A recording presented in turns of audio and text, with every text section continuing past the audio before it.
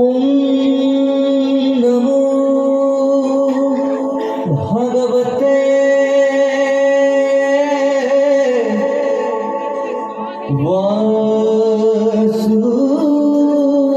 বাসুদেবায়।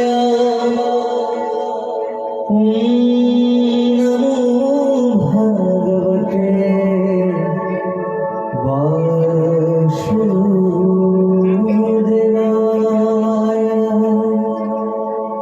ওম নমো ভগবতে বাসুদেবায়। হে সর্বব্যাপী পৰমপুৰুষ পৰমেশ্বৰ, বসুদেৱৰ পুত্ৰ ভগৱান শ্ৰীকৃষ্ণ, মই পৰম ভক্তিভাৱেৰে আপোনালৈ প্ৰণাম জনাইছোঁ। জন্মাদেশে তুমহাদিতৰা স্বাৰ্থশ্ৰী কিসৰাত তেনে ব্ৰহ্ম হৃদাদি কবৈ মুজনিতে সুৰয়া তেজুবায়ু বৃদ্ধি যথা বিনিময় যত্র ত্রিশুকমরসা ধর্মস্য সদা নিরষ্ট কুহকং সত্যং পরম ধীমহি ধর্ম पूजित कर्तव्यहत्र परम निर्मसनाशता वेदन मसोमत्र दशुस्पदं प्राप्तं वरणं श्रीमद्भागवत महाम्ने कृते किंब परेश्वर षड्दुर्विद्य पुरुतधरत्र कृतिव चुच्चि चुच्चनात् निगम कल्पलुकलितं फलं सुखं मुखातमविद दर्शनं कृतं पिबत भागवत रसमय मुहुर् रसिका भुवि भावुका। प्रथम स्कंध मंगलाचरण। हे राम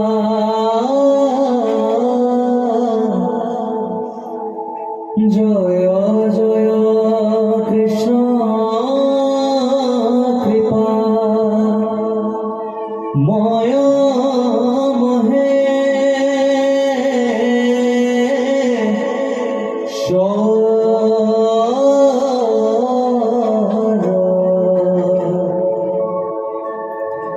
যার জ্ঞাখিরে বহে ব্রহ্মা হরি হর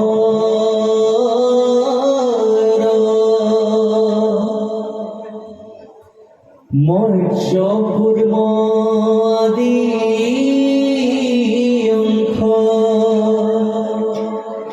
অবতার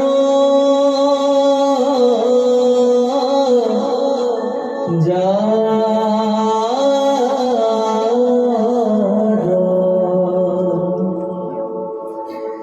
ঈশ্বর কৃষ্ণ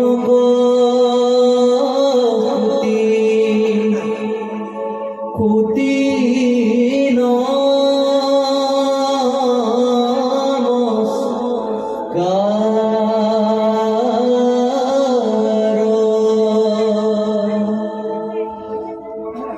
নমো মধুর রিপু মহা হরি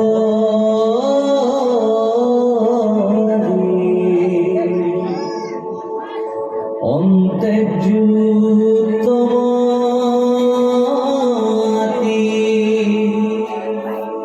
हुए जको सुरी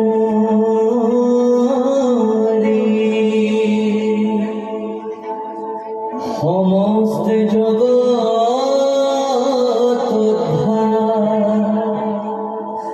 रक जर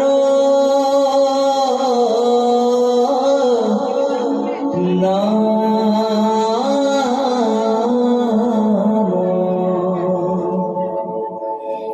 হে নয়ন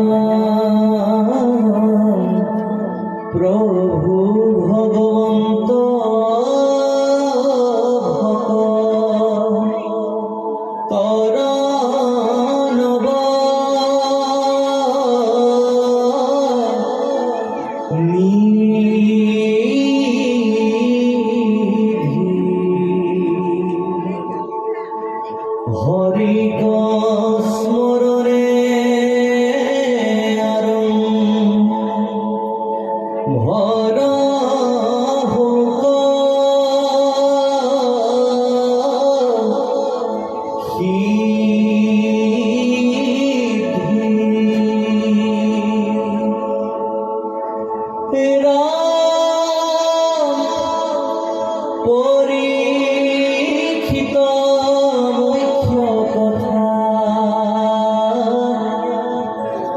দ্বাদশ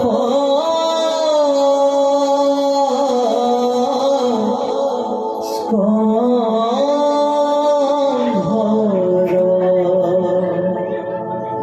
কৃষ্ণৰ চৰণে ভৰে কিংকৰ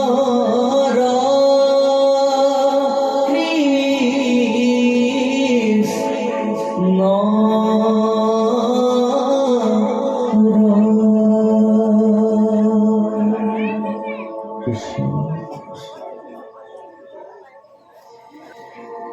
হেৰা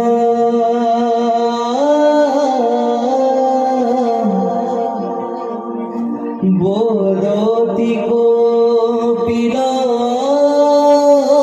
হৰি শুনা মহা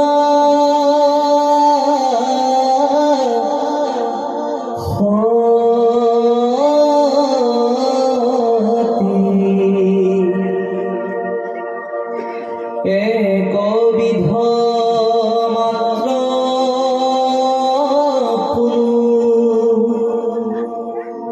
নিৰ্গুণ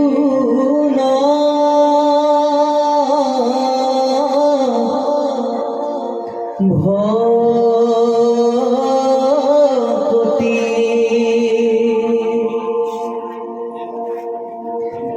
রাম জ্ঞান কর্মে তীর্থে ব্রতে নকরি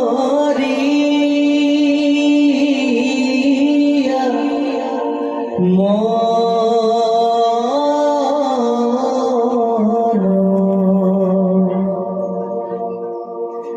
ক্ষুদ্রীহ বিশ্বাসে মুহূর্ত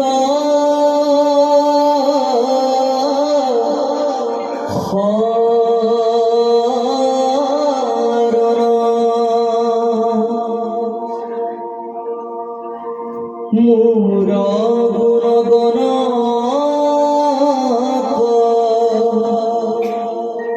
শ্রবণে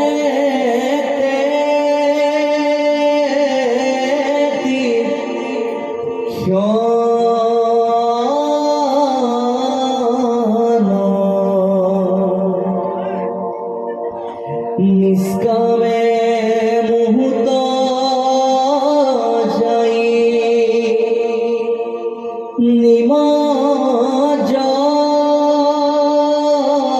নিমজ্জয়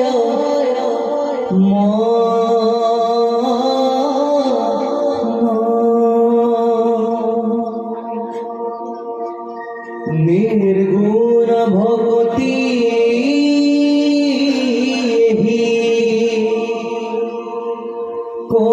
কহিলু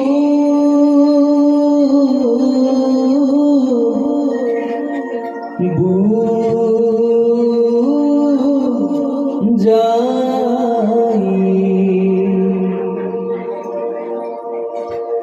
মই সমেতু ভক্তি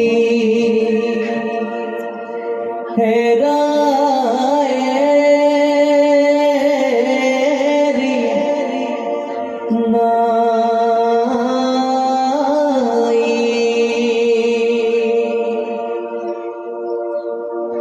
যেন গঙ্গা জল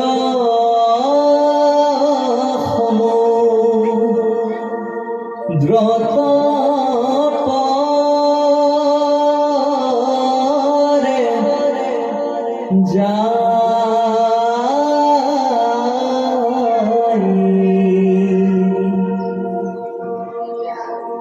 নির্গুণ ভক্তি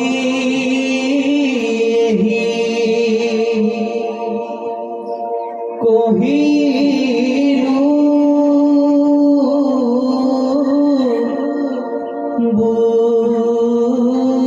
বুঝাই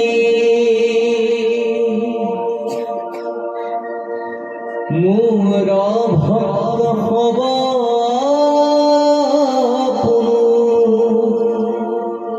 নিষ্কাম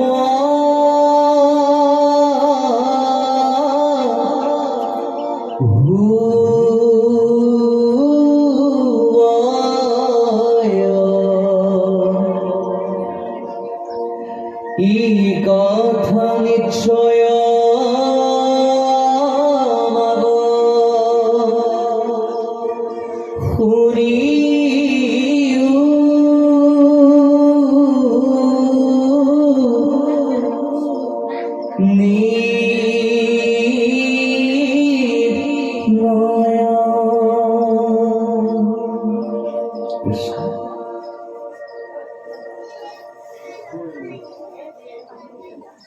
এই পদবন্ধে অতি সুন্দৰভাৱে গুৰুজনে প্ৰকাশ কৰিছে।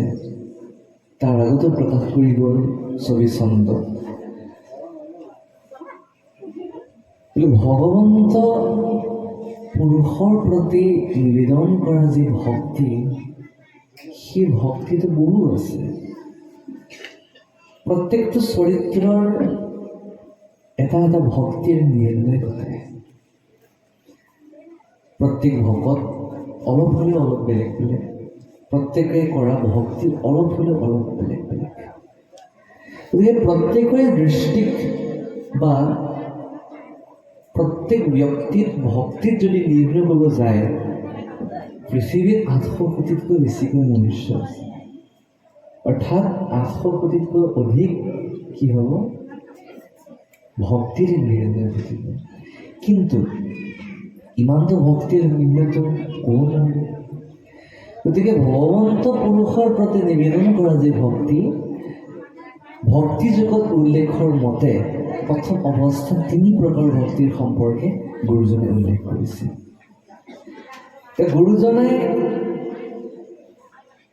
সত, ৰজ, তম এই 3 ধৰণকে কেন্দ্ৰ কৰি সাত্বিক, ৰাজসিক আৰু তামসিক 3 প্ৰকাৰৰ ভক্তি সিদ্ধান্ত দিলে।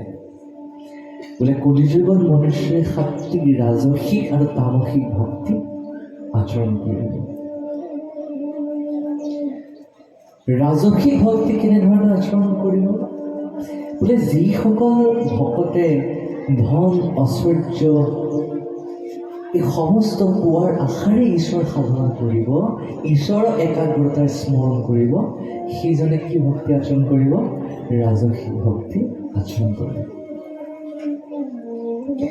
তামসিক ভক্তিৰ সম্পৰ্কে উল্লেখ কৰিছে যে তামসিক ভক্তি যিসকল ব্যক্তিয়ে বা পদবী পোৱাৰ আশাৰে এক ঈশ্বৰক নহয় নানান ঈশ্বৰক যি ভজনা কৰে, তামসিক ভক্তি। মহাপুৰুষ গুৰুজনে একশৰণ হৰিনাম ধৰ্ম তেখেতে প্ৰচাৰ কৰি গৈছে। মহাপুৰুষ গুৰুজনে যদি ঈশ্বৰ যদি বহুত থকা বুলি ক'লেহেঁতেন, তেনেহ'লে তেখেতে একশৰণ হৰিনাম ধৰ্ম কেতিয়াও প্ৰচাৰ নকৰিলেহেঁতেন। তেতিয়া বহু শৰণ বহুবিধ নামৰ তেওঁ প্ৰচাৰ কৰিলেহেঁতেন, কিন্তু তেখেতে বহুবিধ একশৰণ হৰিনাম ধৰ্ম প্ৰচাৰ কৰিছে। অৰ্থাৎ ঈশ্বৰ এজনেই।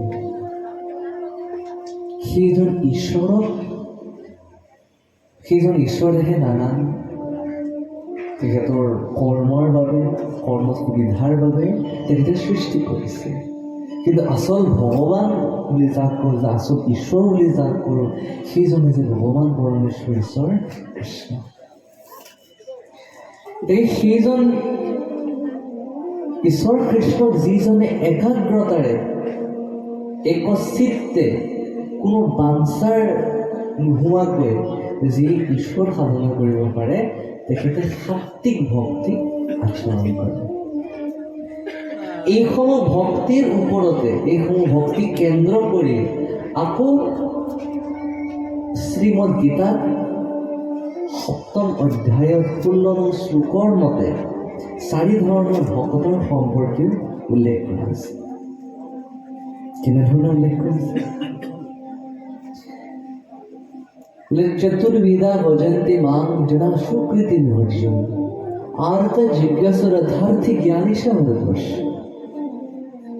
অৰ্থাৎ হে অৰ্জুন, কলিযুগৰ মনুষ্যৰ কলিযুগৰ যি ভকত, সেই ভকত হৈছে চাৰি ধৰণৰ মূলতঃভাৱে। কি? আৰ্ত, জিজ্ঞাসু, অৰ্থাৰ্থী আৰু জ্ঞানী। আৰ্ত মানে শুনা, যিজন ব্যক্তিয়ে আতুৰভাৱে অৰ্থাৎ বিপদৰ সন্মুখীন হৈ যিজনে ঈশ্বৰ কৃষ্ণক মাতে, ভগৱানক স্মৰণ কৰে, সেইজন হৈছে আৰ্ত অৰ্থাৎ আতুৰ। বিপদৰ সন্মুখীন হোৱা বহু ঈশ্বৰক মতাৰ উদাহৰণ শাস্ত্ৰত দিয়া হৈছে। জিজ্ঞাসু অৰ্থাৎ যিজন ভকতে জানিবৰ ইচ্ছাৰে ঈশ্বৰ কৃষ্ণক সেৱা কৰে। আপোনালোকৰ সমস্ত কথা জানে, ভাগৱত জ্ঞানৰ বাবেই হওক, ভক্তিৰ বাবেই হওক, অৰ্থৰ বাবেই হওক, নিজৰ অশান্তি দূৰ কৰিবৰ বাবেই হওক, ভাগৱত 18,000 শ্লোকী ভাগৱত যদি এবাৰ কোনোবাই কীৰ্তন কৰে, তো যি উদ্দেশ্যেৰে এই ভাগৱত কীৰ্তন নকৰক, যি উদ্দেশ্যেৰে কৃষ্ণ ভজনা নকৰক, তেখেত এদিন হ'লেও এদিন ভক্তিত লীন যাব। বহু ভক্তৰ উদাহৰণ আছে। আমি যদি সহজতে চাবলৈ যাওঁ, চতুৰ্থ স্কন্ধ ধ্ৰুৱৰ কথা যি পাওঁ, ধ্ৰুৱই সমস্ত নিজৰ দুখৰ কথা ভগৱানক অৰ্পণ কৰিব গৈছিল। কিন্তু প্ৰভুৱে মোক দৰ্শন দিব, মোক গোটেই দুখ তেখেতৰ চৰণত অৰ্পণ কৰি বাছ।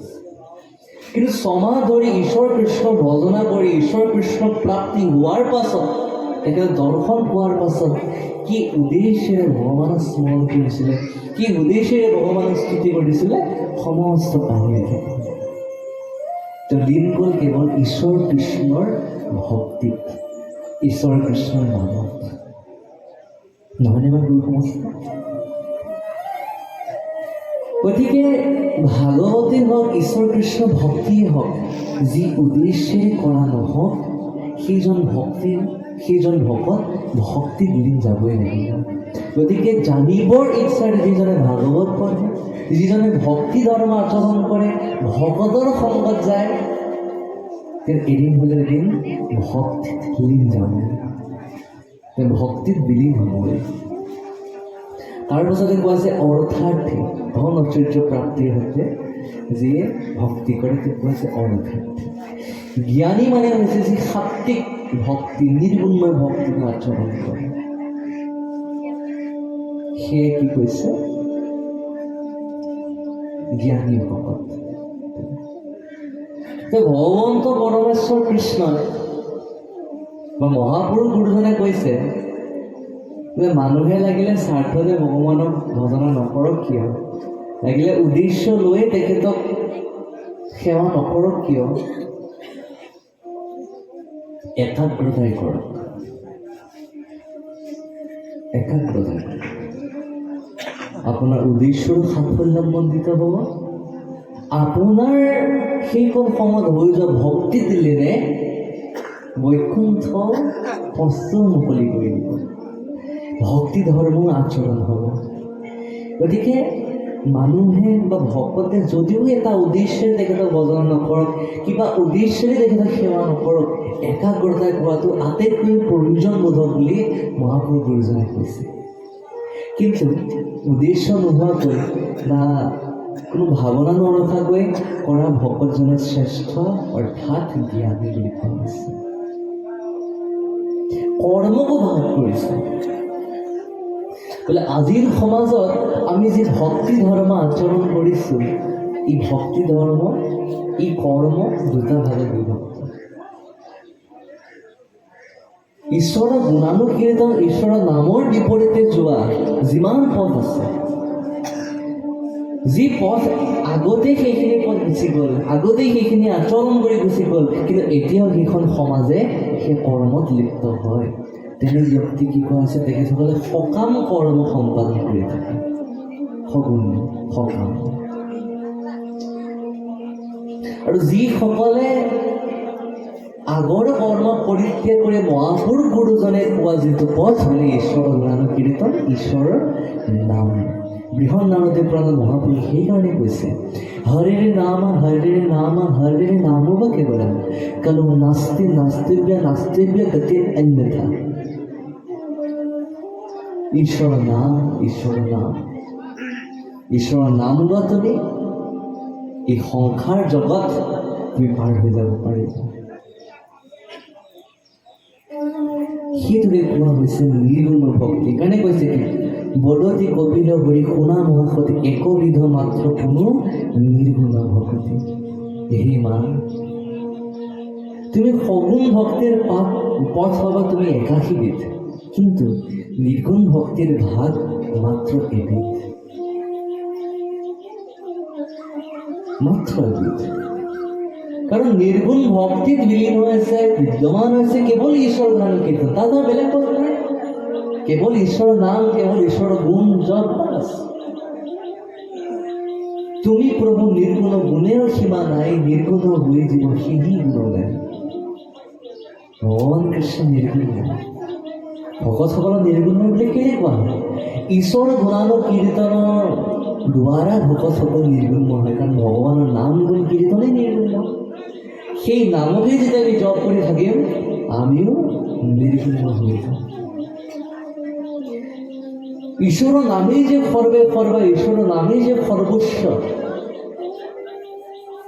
প্ৰত্যেক পদতে বা প্ৰত্যেক নাম ঘোষাটো, কীৰ্তন ঘোষাটো তাৰ সম্পৰ্কে উল্লেখ আছে। তাৰ উপৰিও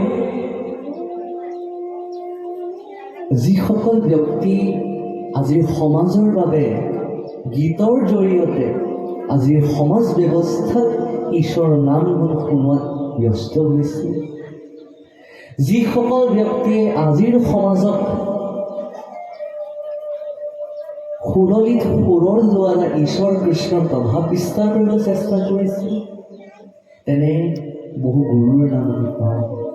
কামৰূপী লোকগীতত ৰামেশ্বৰ পাঠকদেৱ, গোৱালপৰীয়া লোকগীতত প্ৰতিমা পাণ্ডে বৰুৱাদেৱ, কামৰূপী লোকগীত আৰু গোৱালপৰীয়া লোকগীতত আমাৰ হিয়া ৰামটো জুবিন দেৱেও গাইছে।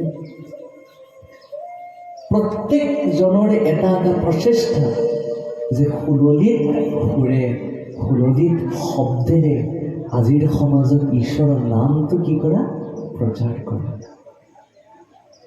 তেনে গোৱালপৰীয়া লোকগীত আমাৰ প্ৰতিমা পাণ্ডে বৰুৱাদেৱে সুন্দৰ এটা গোৱালপৰীয়া লোকগীতত তেখেতে গাইছিল এনেধৰণে। মই আগতীয়াকৈ কথাষাৰ ব্যক্ত কৰিছোঁ যে ভাগৱতৰ মাজত প্ৰাসংগিকভাৱে কিবা লোকগীত বৰগীত মই টানি আনিব পাৰোঁ। গুৰু সমাজ অপৰাধ ধৰিব নেকি বাৰু? একোতো অসুবিধা নাই। এই ঈশ্বৰৰ প্ৰাসংগিক কথা, বেলেগ গীত নহয়, লোকগীত বৰগীত এনেকুৱা ধৰণৰ। এতিয়া প্ৰতিমা পাণ্ডে বৰুৱাদেৱে সুন্দৰভাৱে তেখেতে গালে গোৱালপৰীয়া লোকগীতত। একবাৰ হৰি বোলো মন ৰচনা, মানৱ দেহের গৌরব কইরা।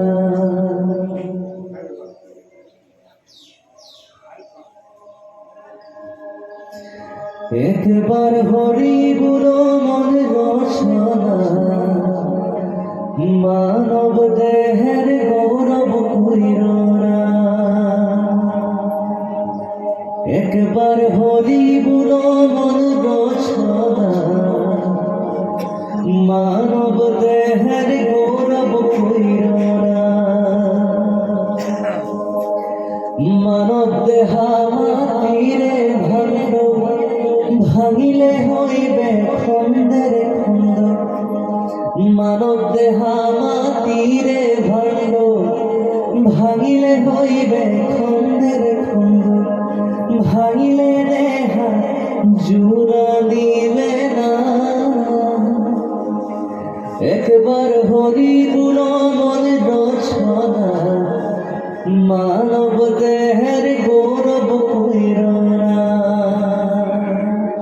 আকৌ বলে টাকা পয়সা ভিতরে বাড়ি, জীবন গেলে সব রবে করি। টাকা পয়সা ভিতরে বাড়ি, জীবন গেলে সব রবে করি। জীবন গেলে সঙ্গের সাথী কেউ তোর হবে না। একবার হরি বল মন রচনা, মানৱ দেহেৰ গৌৰৱ প্ৰেৰণা ঈশ্বৰ নাম ঈশ্বৰ গুণ। প্ৰথম স্কন্ধত সৌনবাদীসকলে সোধাক কৈছিলে একক্ষৰ মাত্ৰ কৃষ্ণ কথা যিয়ে শুনিব পাৰে, যিয়ে ক'ব পাৰে, সেই দিনটো তেওঁৰ সফল। সূৰ্যই আজি প্ৰত্যেকজন ব্যক্তিয়ে কি কৰি যাব? আয়ু হৰণ কৰি লৈ পশ্চিমত যাব, তো মইতো গুচি যাব। কিন্তু এই এদিনৰ যে আয়ুসখন যে আমাৰ হাতে গুচি গ'ল, আমি যে এখোজ যে মৃত্যুৰ অভিমুখে যে আগবাঢ়িলোঁ, এই দিনটো আমাৰ সাফল্যমণ্ডিত হৈছেনে নাই? বোলে ঈশ্বৰৰ লীন হৈছেনে নাই? আৰু গুৰু সমস্যা আপোনালোকে জানে, আৰু প্ৰত্যেক গুৰুজনে কৈ থাকে বোলে আমি প্ৰত্যেকে কি কৰোঁ? ঈশ্বৰৰ নামটো জপ কৰি আছোঁ কেৱল অভ্যাসৰ বাবে।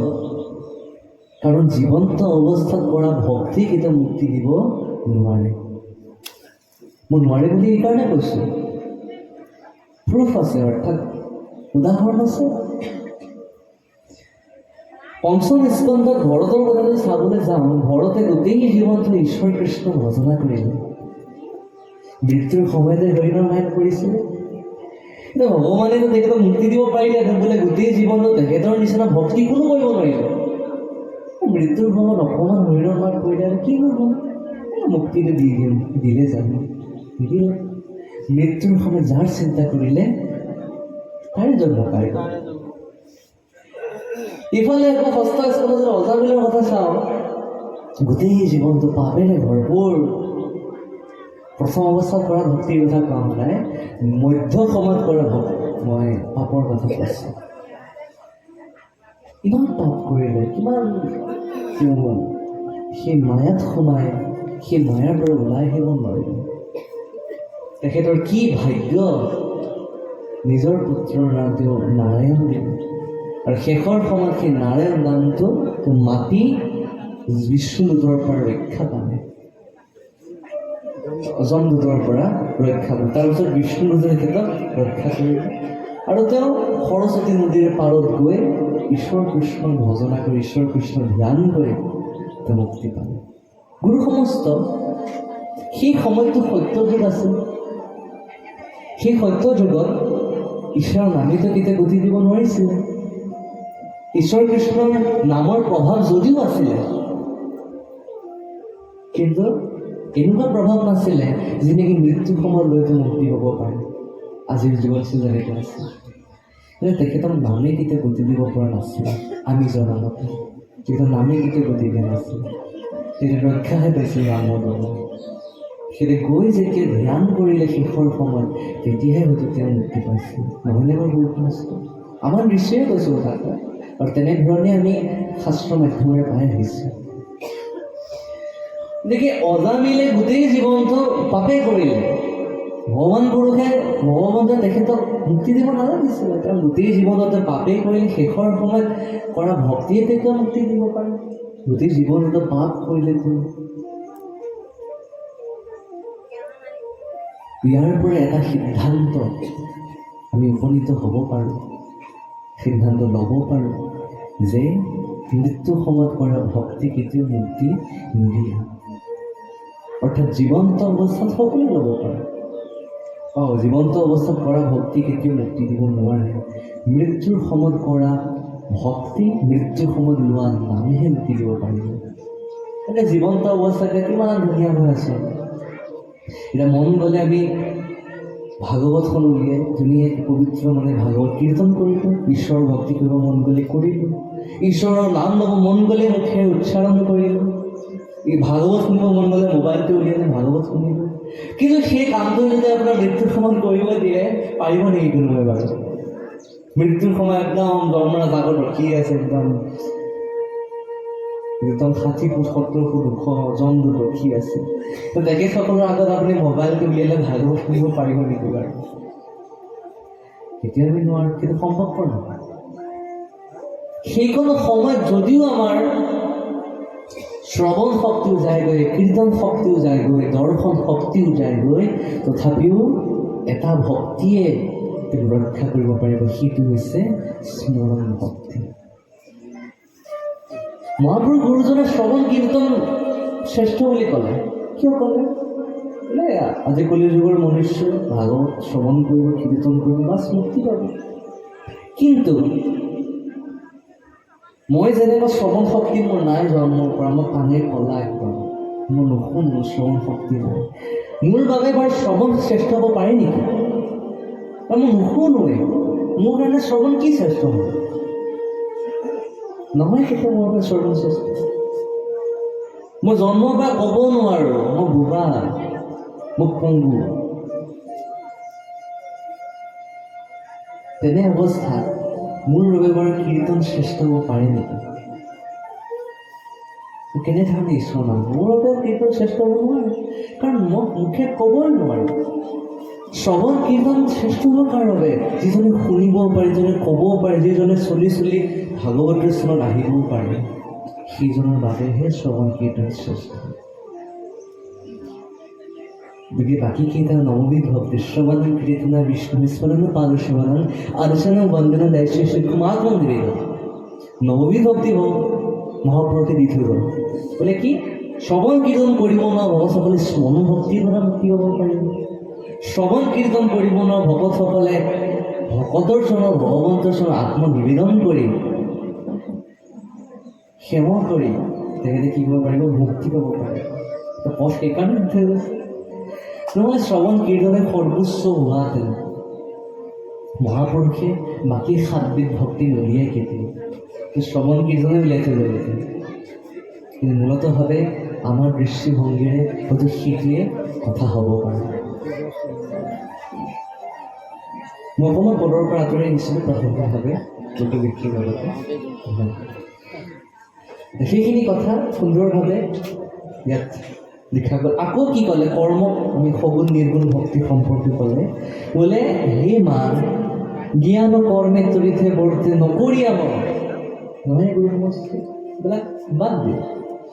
সুদৃঢ় বিশ্বকে লৈও মুহূৰ্ত শৰণ, মুঠ শৰণ লোৱা, ঈশ্বৰত শৰণ লোৱা, ঈশ্বৰ কৃষ্ণক শৰণ লোৱা। সেই কথা প্ৰত্যেক পদে পদে গুৰুজনে মহাপুৰুষ গুৰুজনে ঈশ্বৰ কৃষ্ণক শৰণ ল'বলৈ কৈ আছে। কপিলপ্ৰভুৱে নিজ মাতৃক তেখেতৰ চৰণত শৰণ ল'বলৈ কৈ আছে। কৃষ্ণই আকৌ অৰ্জুনক কৈ গৈছে, মুখ্য যুগ সৰ্বে ধৰ্মানি পৰিত্যাজ্য মামেকং শৰণং ব্ৰজ অহংতা সৰ্বে পাপেভ্যো মোক্ষয়িষ্যামি বিনাশায়। শৰণ লোৱা, ভগৱানৰ শৰণ লোৱা। কি অসুবিধা আছে তোমাৰ? একোতো অসুবিধা নাই। ঈশ্বৰৰ নাম লোৱা কি অসুবিধা আছে? ভগৱানৰ চৰণত শৰণ লোৱা কি অসুবিধা আছে? কাৰ কি মাটি সম্পত্তি ক্ষয় হ'ব পাৰে? আৰুতো নহয়, কাৰো মাটি সম্পত্তি ক্ষয় নাঘটে, পাৰিলে বৃদ্ধি হ'ব ভগৱানৰ চৰণত শৰণ ল'লে। কিন্তু সেই কৰ্ম তুমি সাধন কৰিবলৈ আমাৰ বহুত চিন্তা। নোহোৱাও নহয় যে এই কলি যুগত আমি ভগৱানৰ চৰণত শৰণ ল'লোঁ কিহৰ কাৰণে?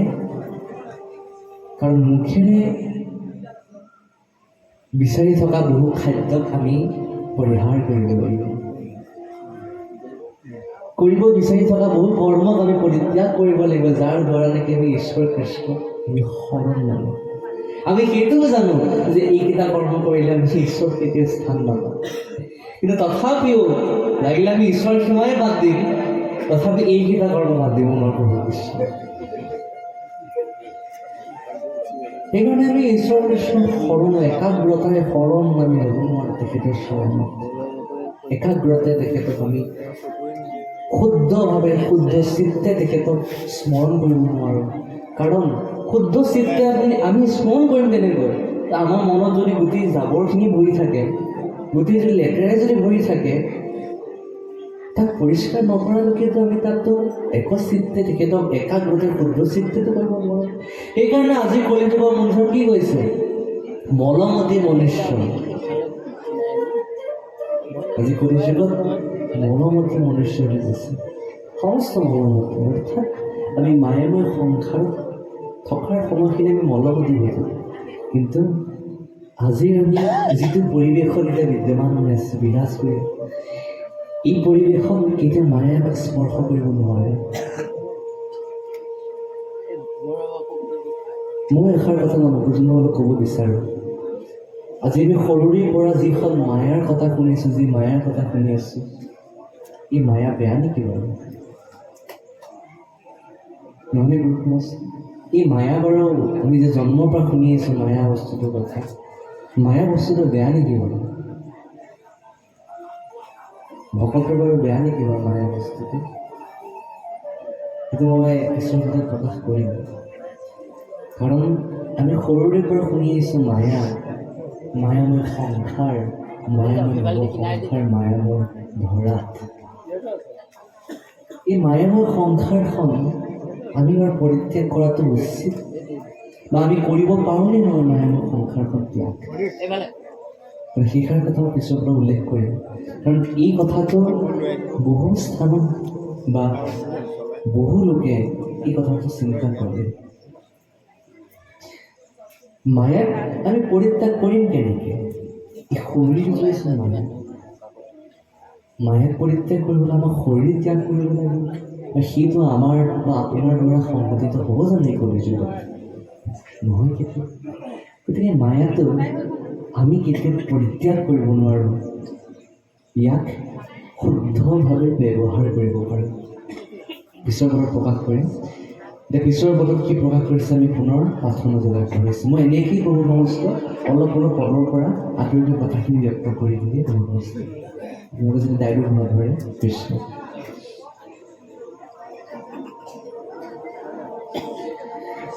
হে ৰাম খালৈক্য সামিপ্য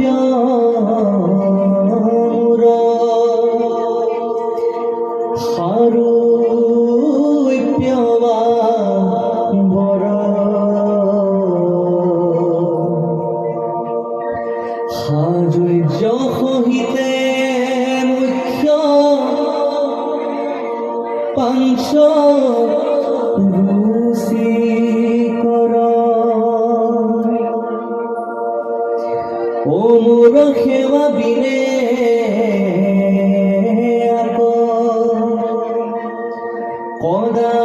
কদাপি বৈষ্ণৱে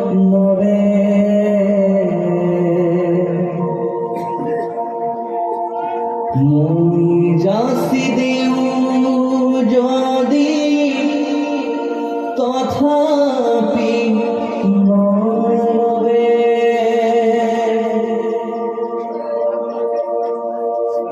রাম যদি বুলাতে বে তার ভজে কি কারণে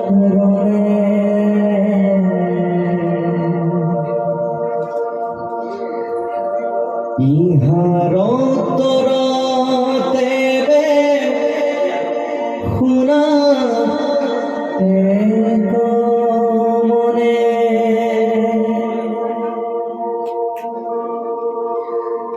রাম ভকতিকে মাতা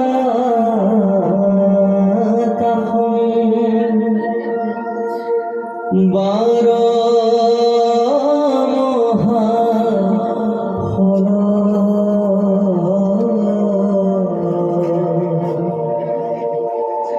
তাত বীৰে আৰ হবে দেখে কুশল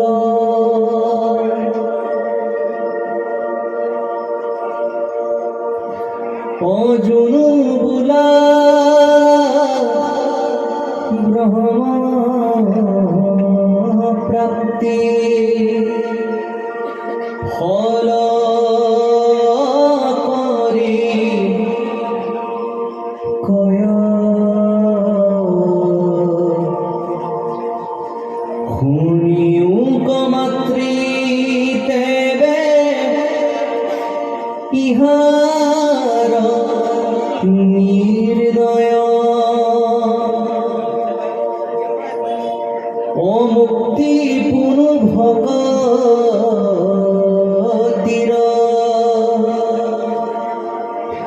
প্ৰাসংগিক সাধন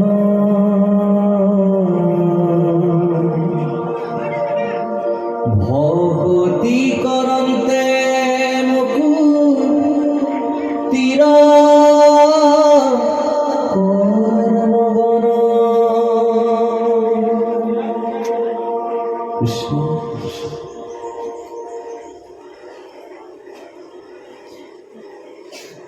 ইয়াত সুন্দৰভাৱে প্ৰকাশ কৰা হৈছে যে মুক্তিক পঞ্চ প্ৰকাৰ বুলি সিদ্ধান্ত দিয়া হৈছে। এই পঞ্চ প্ৰকাৰ মুক্তি বিৱৰণ নাম ঘোষা ৰসামৃত বুলি এখন সুন্দৰ গ্ৰন্থ আছে। তাত প্ৰথম পদভাগিতে তাৰ উদাহৰণ, তাৰ বিস্তাৰ প্ৰদান কৰা হৈছে।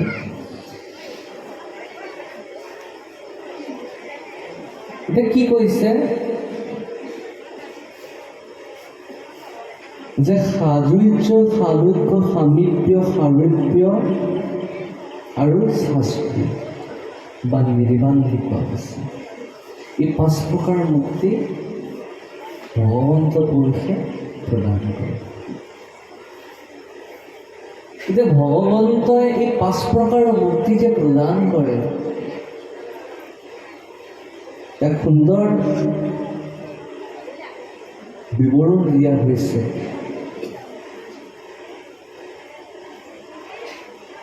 যে সালোক্য মানে হৈছে সেইখন লোক প্ৰাপ্তি হোৱা, ভগৱন্ত পুৰুষে বিদ্যমান কৰা সেইখন লোক প্ৰাপ্তি হোৱা মুক্তিটোক সালোক্য বুলি কোৱা হৈছে।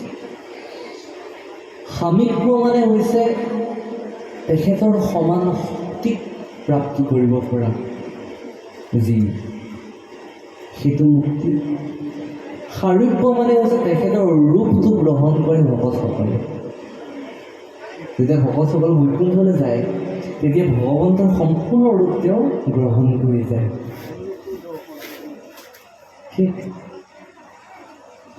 তাৰ পাছতে সাজুৰ্য, তেখেতৰ নিচিনা যোগ্যতা প্ৰাপ্তি হোৱা শাস্ত্ৰী বা নিৰ্মাণ। এই শাস্ত্ৰী বা নিৰ্মাণটো ভগৱন্ত শৰীৰত তাত বিলীন হৈ গৈ ভগৱানৰ এটা অংগস্বৰূপে তাত বিদ্যমান হৈ থকাকৈ শাস্ত্ৰী বা নিৰ্বাণ ভক্তি মুক্তি বুলি কোৱা হৈছে।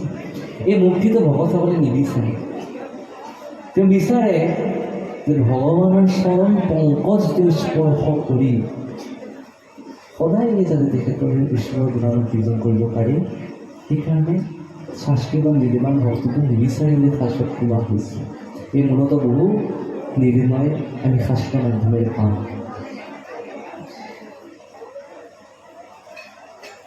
তাৰ পাছতে কৈছে মূৰ সেৱা বিনে আকৌ কদাপি বৈষ্ণৱে মই যাচো যদিও যদি তথাপি নলবে।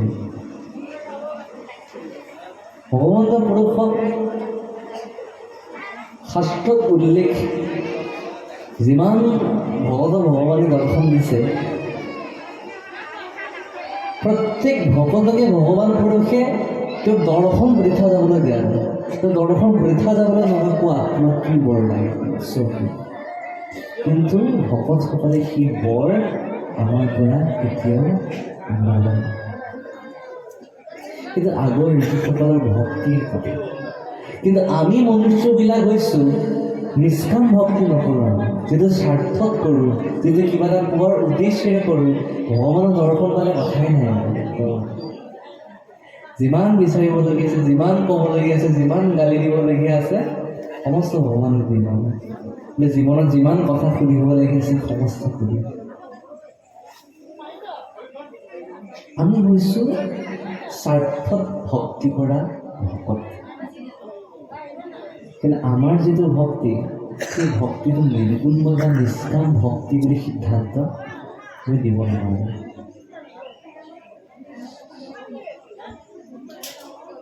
সেইকাৰণে কৈছে যে ভকতসকলক বোলে বৰ লোৱা যদি লোৱা, কি বৰ লাগে কওক, কাৰণ ভগৱন্তৰ দৰ্শন কেতিয়া বৃথা লাগে, কি বৰ লাগে সমস্ত দিব আছে। তেতিয়া ভকতসকলে একো বৰ তেওঁৰ পৰা নিবিচাৰিলে, প্ৰভু আপোনাৰ দৰ্শন যে পালোঁ এতিয়া আমাৰ বাবে ভগৱানে যদি বেছিকৈ তেওঁক জোৰ কৰে তেতিয়া ভকতসকলে বিচাৰিলে, প্ৰভু জীৱন্ত অৱস্থাত তোমাক যাতে সদায় ভক্তি কৰিব পাৰোঁ, সদায় যাতে তোমাৰ নাম ল'ব পাৰোঁ, তাৰ তুমি কৃপা কৰা। ভগৱানে তথাস্তু বুলি কৈ তাৰপৰা অন্তৰ্ধান হৈ থাকে। গতিকে কুন্তীৰ যিটো বৰ বিচাৰিছিলে সেইটো ঠিক কেনেধৰণৰ আছিলে দেখি, কিন্তু তেওঁ খালি আমাতকৈ আৰু এটা বস্তু বিচাৰিলে, কি গোটেই জীৱনটোত তেখেতে দুখ বিচাৰিলে। দুখ আমাৰ আজিৰ সমাজে বা আগতো ইমান বিচৰা ভকত শাস্ত্ৰত উল্লেখ নাই।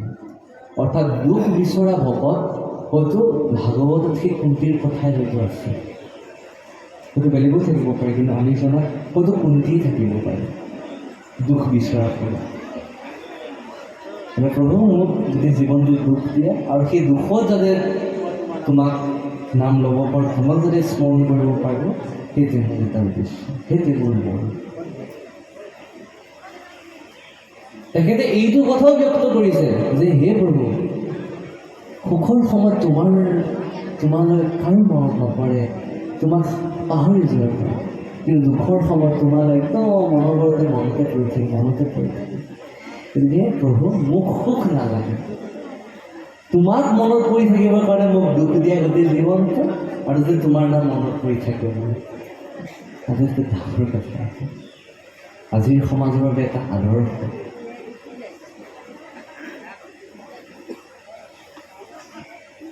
আজিৰ কলিযুগত আমি দুখৰ মাজত থাকিবলৈ প্ৰয়োজন নাই, কিন্তু যে সুখৰ মাজতো যে ভগৱানক পাহৰি নাযাওঁ, এইটোৱে আচল কথা।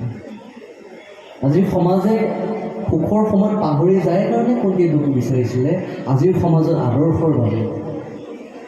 কিন্তু যদি আজিৰ সমাজে, আজিৰ মনুষ্যই যদি সুখৰ সময়ত যদি ভগৱানক নাপাহৰে, তেন্তে জীৱনত দুখ বিচাৰিবলৈ কোনো প্ৰয়োজনীয়তা নাথাকে। এতিয়া নহয়নে বাৰু? সুখতো তেখেতৰ যদি মনত পেলোৱা যায়, দুখতো যদি তেখেতৰ মনত পেলোৱা যায়, তেখেতৰ জীৱনত গোটেই জীৱনটো দুখ হোৱাৰ বা বিচৰাৰ প্ৰয়োজনীয়তা নাথাকে। কিন্তু সুখত পাহৰি যাওঁ কাৰণেহে আমি কুন্তীয়ে গোটেই জীৱনটোত দুখ বিচাৰিছিলোঁ। সুন্দৰভাৱে তাৰ কথা কৈছে, মূৰ গুণ গণক শ্ৰৱণে তেতিক্ষণ নিষ্কামে মুহূৰ্ত যায় হিমজয় মন। সেই কথা নিৰ্গুণময় ভক্তিত নিৰ্গুণময় কৃষ্ণ কথা শ্ৰৱণ কীৰ্তন কৰিলে আমিও নিৰ্গুণময় হৈ পৰোঁ, অৰ্থাৎ নিমজ হৈ যাওঁ। ভগৱান ঈশ্বৰ কৃষ্ণ যিমান নিমজ, যিমান মধুৰময় কথা, যিমান মধুৰময় তেখেতৰ কীৰ্তন, ঠিক তেনেধৰণে আমি যেতিয়া তেখেতৰ কীৰ্তন কৰিবলৈ আৰম্ভ কৰিম, ভগৱান অৰ্থাৎ বিষ্ণু আৰু বৈষ্ণৱৰ মাজত একো পাৰ্থক্য আৰু বাছি নাথাকে। সিদ্ধান্ত দিছে প্ৰথম স্কন্ধত কি বুলি, বিষ্ণু বৈষ্ণৱৰ কিঞ্চিত একো নাহি ভেদ, দুয়োৰো কথা কৰে পাতকৰ পান্ধস্য। বিষ্ণু আৰু বৈষ্ণৱ দুটাৰ মাজত একো পাৰ্থক্য, ভকত আৰু বৈষ্ণৱৰ মাজত পাৰ্থক্য থাকিব পাৰে, কিন্তু বিষ্ণু আৰু বৈষ্ণৱৰ মাজত একো পাৰ্থক্য নাই, ভকত আৰু ভগৱন্তৰ মাজত একো পাৰ্থক্য নাই।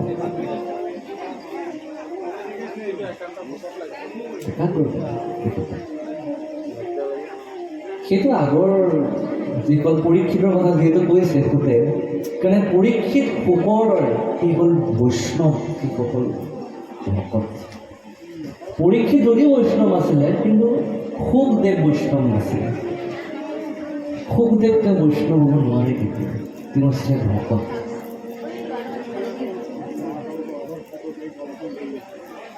হয়, মানে মূলতভাৱে সুখদেৱক বৈষ্ণৱ বুলি নোকোৱাৰ কাৰণতে এইটোৱেই, তত্ত্ব আমি দেখিবলৈ পাওঁ যে ধ্ৰুৱ তেখেত বৈষ্ণৱ, তেওঁ ভকত নহয়। প্ৰহ্লাদ তেওঁ বৈষ্ণৱ, তেওঁ ভকত নহয়।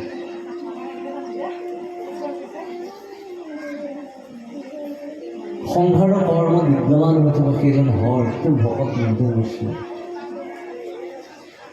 সৃষ্টি কৰ্মত নিয়োজিত হৈ থকা সেইজন ব্ৰহ্মা ভকত নহয় বৈষ্ণৱ। কিন্তু ইফালে সুখদেৱ বৈষ্ণৱ আৰু বিভিন্ন ধৰণৰ উদাহৰণ আছে। বৈষ্ণৱ আৰু ভকতৰ মাজত পাৰ্থক্য মাথো এটাই, সেই পাৰ্থক্যটো হৈছে কৰ্ম বা দায়িত্ব। চাব গুৰু সমাজে জানে আপোনালোকে যে পৰীক্ষিত ৰজাই প্ৰথম অৱস্থাত কি আছিলে, তেওঁ ৰাজ্যৰ ৰাজত্ব অৰ্থাৎ দায়িত্বত আছিলে যে তেওঁ প্ৰজাক পালন কৰিবই লাগিব, তেওঁ দুষ্টক দমন কৰিবই লাগিব, তেওঁ দুষ্টক বধ কৰিবই লাগিব। কিন্তু ভগৱতটোতো জীৱ হত্যা মহাপাপ। এতিয়া জীৱ হত্যাটো মহাপাপ। এতিয়া পৰীক্ষিত ভকত হৈ তেওঁ যদি বধ কৰিবলৈ যায় তো ভকত কেনেকৈ হ'ব? মানে তেওঁ বৈষ্ণৱ বুলি কৈছে, অৰ্থাৎ কি তেখেত এটা দায়িত্বত আছে। দায়িত্বত থকা ব্যক্তিজন তেখেতৰ কৰ্মত তেওঁ যেনেধৰণৰ কৰিব লগা আছে সমস্তটো কৰিব পাৰে। তেখেতক যিয়ে দায়িত্বত থাকে তেখেতে কৈছিল বৈষ্ণৱ। আৰু যিজনৰ একো দায়িত্ব নাই, তেওঁ কৰ্ম নলয়, দায়িত্ব নলয়, যি নেকি একচিত্তে ঈশ্বৰৰ ভজনা কৰে বুলি তেওঁ সিদ্ধান্ত লৈছে, চাৰি সিদ্ধৰ নিচিনা, সুখমণিৰ নিচিনা, সেইসকলক ভকত বুলি পৰিচয় দিয়া হৈছে। প্ৰহ্লাদে পাছলৈ তেওঁ প্ৰথম ভকত আছিল, তাৰ পাছলৈ তেওঁ বৈষ্ণৱলৈ ৰূপান্তৰ হ'ল, কাৰণ তেওঁ গোটেই ৰাজ্যৰ দায়িত্ব ল'লে। ধ্ৰুৱই প্ৰথম অৱস্থাত তেওঁ ঈশ্বৰ কৃষ্ণ ভজনা কৰিছিলে, প্ৰথম তেওঁ ভকত আছিলে। তাৰপাছত ৩৬,০০০ বছৰ ৰাজ্যৰ ৰাজত্ব কৰি তেওঁ বৈষ্ণৱ হৈ গ'ল। অগ্নিদ্ৰৰ প্ৰথম অৱস্থাত তেওঁ ভকত আছিলে, ১০ কোটি বছৰ তেওঁ ৰাজ্যৰ ৰাজত্ব কৰি তেওঁ বৈষ্ণৱ হৈ গ'ল। নানান ইত্যাদি ইত্যাদি বহু ভকতৰ বিৱৰণ প্ৰায়বিলাক ভাগৱতৰ বৈষ্ণৱৰ কথা উল্লেখ আছে। এতিয়া কপিল তেওঁ বৈষ্ণৱ বিষ্ণু বুলি কওঁ, তেওঁ হৈছে ভগৱান, তেওঁ অৱতাৰ। আমি ভকত বুলি ক'ব নোৱাৰোঁ আচলতে, তেওঁ ভগৱান। গতিকে যিজন ব্যক্তি দায়িত্ব নলয়, কোনো কৰ্মৰ দায়িত্ব নলয়, তেওঁ একচিত্তে ঈশ্বৰ কৃষ্ণ ভজনা কৰিম বুলি থাকে, সেইজনে হৈছে পৰম ভকত, প্ৰকৃত ভকত, শুদ্ধ ভকত। আজি আমিবিলাক সমাজে, আমিবিলাক ব্যক্তিয়ে প্ৰত্যেক একোটা দায়িত্বত আছোঁ। কৰ্ম কৰিবই লাগিব। আমাৰ স্কুলীয়া জীৱন, আমি স্কুল যাবই লাগিব, আমি স্কুলত গৈ পঢ়িবই লাগিব, এইটো আমাৰ দায়িত্ব। অৰ্থাৎ সেইটো দায়িত্ব আমি পালন কৰিবই লাগিব, কৰ্ম কৰিবই লাগিব। এতিয়া আমি ভকত হয়, মই যদি ছায়েন্সৰ ষ্টুডেণ্ট হওঁগৈ, তাকতো ভেকুলীবোৰ কাটিব লাগিব, তাকতো বিভিন্ন জীৱক কাটি ফালি তাকতো দেখুৱাব লাগিব। সেইজন যদি এজন ভকত হয়, কৰিবনে বাৰু তেওঁ? কথাটো নহয় নে কৰ্মবস্তু? কিন্তু ছায়েন্সৰ ষ্টুডেণ্ট হৈ গ'লে গম পাব কিমান তাক হাতা মাৰা কৰি, তাক খালী কৰি তাক দেখুৱাব লাগিব প্ৰেক্টিকেল কৰি। এনে অৱস্থাত তেওঁ ভকত কেতিয়া বৈষ্ণৱলৈ ৰূপান্তৰ হৈ যাব। যদিও তেওঁ ভকত, তেওঁ বৈষ্ণৱলৈ ৰূপান্তৰ, কাৰণ দায়িত্ব তেওঁ কৰিবই লাগিব। আৰু ভগৱানে তাক কেতিয়াও তেওঁ অপৰাধ ধৰিব নোৱাৰে কেতিয়াও, কাৰণ তেওঁ সেইটো পঢ়াৰ লক্ষ্যত তেওঁ পঢ়িবই লাগিব। অৰ্থাৎ ভগৱানে তেখেতক সেইটো মন দিছে, দিবও লাগিব। ভগৱানে ছায়েন্সত পঢ়িবলৈ তেওঁ মন দিব লাগিব, আৰ্টছত পঢ়িবলৈ তেওঁ মন দিব লাগিব। তেওঁ মন দিলেহে, ভগৱানে মন দিলেহে তেওঁ পঢ়িব। গতিকে তেনে ক্ষেত্ৰত সেইটো বৈষ্ণৱ বুলি কোৱা হৈছে, দায়িত্বত থকা। গতিকে তেনে সমস্যা। এতিয়া আমি প্ৰায়বিলাক, যদিও আমি ঈশ্বৰ কৃষ্ণ গুণানুকীৰ্তন কীৰ্তন কৰিছোঁ, নিজকে ভকত বুলি পৰিচয় নিদিওঁ, বা কোনোৱে নিজকে নিজে ভকত বুলি পৰিচয় নিদিয়ে, কিন্তু শাস্ত্ৰৰ মতে আজিৰ সমাজত যিসকলে ঈশ্বৰ গুণানুকীৰ্তন কৰে, যদিও তেখেতৰ দায়িত্বত আছে, তেনেহ'লে তেখেতসকল ভকতৰ বিপৰীতে বৈষ্ণৱৰ ইতিমধ্যে ৰূপান্তৰ হৈ গৈছে। গুৰু সমস্ত স্কুলীয়া জীৱন বুলি কওঁতে মোৰ ইয়াতে এষাৰ কথা মনত পৰিছে। আমাৰ এটা শিক্ষাৰ জীৱন চলি আছিল বাৰু। আপোনাক সকলো কথাষাৰ আগ্ৰহ, আপোনালোকে এটা ভাবকচোন বাৰু, মই বাৰু কোন ক্লাছত পঢ়ি আছোঁ, কি পঢ়ি আছোঁ? জনাসকলে নক'ব, যিসকলে নাজানে সেইসকলে ক'ব। জনাসকলে মই গম পাইছে, মই শেষত কৈছোঁ যিসকলে জানে সেইসকলে অলপ কওক, যিসকলে ইতিমধ্যে গম পোৱা নাই এতিয়ালৈকে সেইসকলে গেষ্ট কৰি কওকচোন বাৰু। আমাৰ সমাজ আগবঢ়াইছে ৰাইজে, কওকচোন আপুনি জানেনে বাৰু? ভাবিছে বাৰু আপুনি ক'লে, আৰু বাকী ক'বলগীয়া নাই সংস্থা কওকচোন বাৰু। আপোনালোকে BA পঢ়ি আছোঁ, ফাৰ্ষ্ট ইয়েৰ পঢ়ি আছোঁ, বোলে চাকৰি কৰি আছোঁ, কওক কিবা এটা।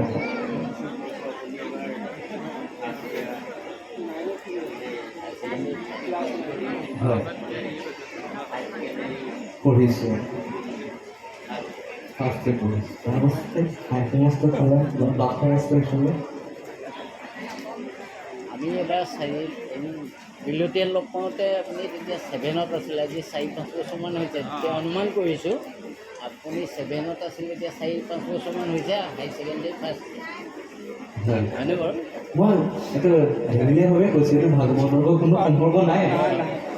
মাজে মাজে মই হাঁহি ধেমালিৰ মাজে মুচা চলাই থাকিম আৰু এতিয়া সকলোৱে চিন্তাটো কৰিছে আৰু নহয়। তেনেহ'লে মোৰ ফালৰ পৰা মই ব্যক্ত কৰোঁ, আমাৰ গুৰুজনে যিজন কৈছিলে প্ৰভুজনাই, মই ক্লাছ 9ত পঢ়ি আছোঁ। প্ৰভুজনাই ঠিকেই ধৰিছে, একদম তেখেতৰ গেছটো একদম বহুত ভাল। হয়তো 4-5 বছৰ হোৱা নাই চাগে, তেতিয়া 7ত নহয় চাগে, আৰু সৰু আছিল নেকি, হ'ব পাৰে দেই। বিলতীয়াত পাইছোঁ, গহপুৰ বিলতীয়া। হয় হয় বিলতীয়াত, হয়তো বহুত সৰু আছিল। আপুনি 3-6 এনেকুৱা মান চাগে থাকোঁতে, 5 মানত থাকোঁতে আপুনিতো 7 বুলি ভাবিলে চাগে, হ'ব পাৰে দেই। যদি 4-5 বছৰ হৈছে এনেকুৱা হ'ব পাৰে। আমাৰ গুৰুজনে কৈছিলে মেট্ৰিক পাছ কৰি ফাৰ্ষ্ট ইয়েৰ কৰিছোঁ। ঠিকে আছে, এবাৰ ক্লাছ 9 পাইছোঁ।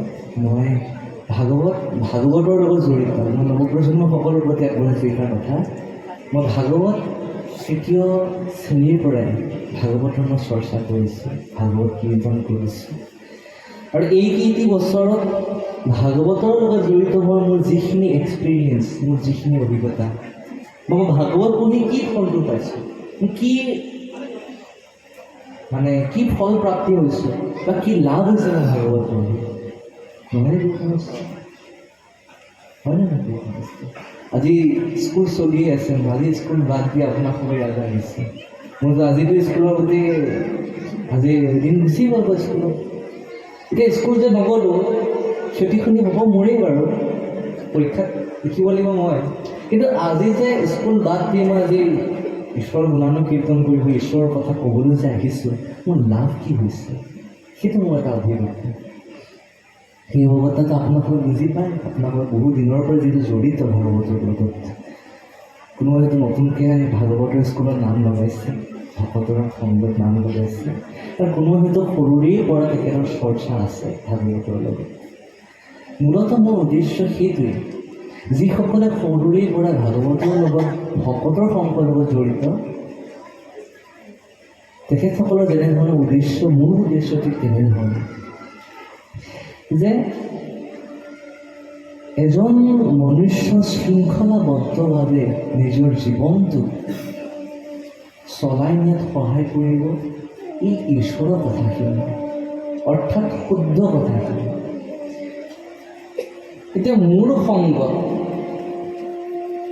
প্ৰত্যেকজন ব্যক্তি যদি বেয়া পথেৰে যদি যাবলৈ আৰম্ভ কৰে, তেওঁ মোক বেয়া খাবলৈ মাতিছে, আহচোন অকণমান খাই যাহি অলপমান, বেয়া বস্তু খাবলৈ যদি মাতে, বেয়া সংগলৈ যাব যদি মোক লগ ধৰে, মোৰ তাত যদি অকণমানো যদি ভক্তিৰ কথা আছে, ধৰ্ম জ্ঞান অলপ হ'লেও যদি আছে, তেনেহ'লে সেই স্থানলৈ যোৱাৰ আগত মই 100 বাৰ হ'লে চিন্তা কৰিম, তুমি যামনে নাযাম, মোৰ স্থানটো ঠিক হ'বনে নহয়, বোলে গ'লে মোৰ শৰণ ভংগ হ'ব নেকি বাৰু, গ'লে মোৰ ভক্তি ধৰ্মত প্ৰভাৱ পৰিব নেকি বাৰু। এই চিন্তা চৰ্চাটো আহিব কেৱল ভক্তিৰ লগত জড়িত হোৱা সেইজন ব্যক্তি।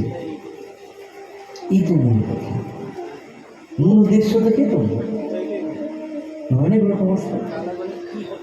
কি ক্ষতি হ'ব কৰিব লাগিব, সেইটো কোনে সুকীয়াই দিব, সেইটো তেখেতৰ লগত এটা লিংক থাকিলেহে ভক্তি ধৰ্ম তেখেতক থাকিলেহে তেখেতে উলুকাই দিব যে এইটো স্থান ভাল নহয়, এইটো স্থান নাযাবা, সেইটো ভাল নহয়, তুমি নাযাবা। এইজনে উদ্ধাৰ কৰিব। তুমি সেই তাত ভাগৱত যোৱা, তাত যোৱা, তাত ঈশ্বৰ গুণানুৰ কীৰ্তন শুনা যায়, বোলে তাত নাম হৈছে, যোৱা তাত নাম লোৱা ঈশ্বৰৰ নাম কোনে কৰিব? এজন ভগৱন্তই তেওঁক দেখুৱাই দিব। কিন্তু ভগৱানক আমাৰ শৰীৰ সমৰ্পণ কৰিব লাগিব, তেতিয়াহে তেখেতে চলাব পাৰিব। এতিয়া সেইখন গাড়ী যদি তাত ৰখি আছে, মই বেলেগ আপগ্ৰেড গাড়ীৰ কথা ক'ব বিচৰা নাই, এনেই BMW এতিয়া যিমান ভাল ভাল গাড়ী ওলাইছে, সকলোবিলাক ভাল ভাল গাড়ী এতিয়া কি দিয়ে চলে? কিবোৰ্ড কণ্ট্ৰলৰ নিচিনা। চাবিটো টিপি দিলে আগুৱাই যাব, চাবিটো টিপি দিলে পিছুৱাই যাব, লাইটো জ্বলিব, গাড়ী চলিব। কিন্তু এই কম দামী গাড়ীখিনিৰ কথা কৈছোঁ, যিখিনি আমি নেকি ল'ব পাৰোঁ, সেইটো কথা কৈছোঁ। এই কম দামী যিবিলাক গাড়ী, সেই গাড়ী মোক যদি মালিকজনে চাবিটো নিদি যদি গাড়ীখন যদি ষ্টাৰ্ট নকৰোঁ, মই চলাম কেনেকৈ? মোক যদি তেখেতে নকয়, বাবা তুমি এই চাবিটো লোৱা গাড়ীখনৰ পৰা এই কিবা এটা বস্তু লৈ আহগে, তেখেতে চাবিটো যদি মোক নিদিয়ে, মই গাড়ীখন চলাব পাৰিম নেকি? নে ঠেলি যাম? নোৱাৰিম। হেণ্ডব্ৰেক লাগি থাকিব, গিয়াৰ লাগি থাকিব, মই যাম কেনেকৈ? ঠিক তেনেধৰণে ভগৱানক ই দেহময়, ই দেহ, ই চাবিটো ভগৱানক দিব লাগিব, তেতিয়াহে ভগৱানে এই চাবিটো ক্ৰমে চলাই থাকিব। নহ'লে কেনেকৈ হ'ব? সেইকাৰণে শৰণ লোৱা কথা এইকাৰণে কৈ থাকে, অৰ্থাৎ ভগৱানক আপুনি শৰণ ল'ব। তেতিয়া ভগৱন্তই ক'ত যাব লাগে নালাগে, কি খাব লাগে নালাগে, ক'ত যাব লাগে, কি কৰিব লাগে, সমস্ত তেখেতে কি কৰি থাকিব? কৈ থাকিব। তাৰপিছত আপুনি কৈ থাকক তেনেধৰণে ভগৱানে কৰিব। এতিয়া সেইটো যিটো মানে মনটোৰ কথা কৈছোঁ, যি বিবেকে যিটো কৈছে, অৰ্থাৎ ভগৱানে যিটো মুখেই দিছে, এই ভক্তি ধৰ্মটো সৰুৰ পৰাই থকাটো উচিত বুলি মই ভাবোঁ। চাব প্ৰভু সমস্ত জানে আপোনালোকে, যে বহু ভকতে নিজৰ কৰ্মৰ পৰা অৱসৰ প্ৰাপ্তি হোৱাৰ পাছত ঈশ্বৰৰ গুণানুৰ কীৰ্তন মণ্ডলী থাকে। সেইটো বেয়া কথা নহয়, কাৰণ কৰ্মত থকা বহুখিনি অনিয়ম হৈ যায়, অনিয়মৰ ফলত ক'ৰবাত ঈশ্বৰ কৃষ্ণৰ নামত বেয়া প্ৰভাৱ পৰিব বুলি বহুতে কৰ্মৰ ক্ষেত্ৰত ভকতৰ সংগত নাযায়। কিন্তু তেখেতৰ দৃষ্টিত ঠিকেই আছে।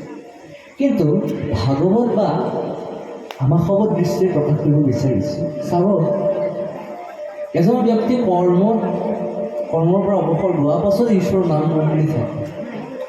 আজিৰ যুগত বহু কম বয়সীয়া ল'ৰা ছোৱালী, বহু কম বয়সীয়া ব্যক্তি আমাৰ মাজৰ পৰা আঁতৰি গৈছে। আমাৰ হিয়াৰামটো যদি মামাকে যদি চাবলৈ যাওঁ, তেখেতে যদি চাকৰি কৰাহেঁতেন, তেখেতৰ চাকৰিৰ বাবে এতিয়াও 7 বছৰ থাকি গ'ল। তেনে অৱস্থাত আমি যদি অৱসৰ প্ৰাপ্তি হোৱাৰ পাছত যদি ঈশ্বৰ নামটো ল'বলৈ থাকিলোহেঁতেন বা থকা যদি যায়, যদি তাৰ আগতেই যদি আমি পৰলোক প্ৰাপ্তি হ'বলগীয়া হয়, তেনেহ'লে ঈশ্বৰৰ নাম আমি কেনেকৈ ল'ম? লোৱা হ'ল নে নাই?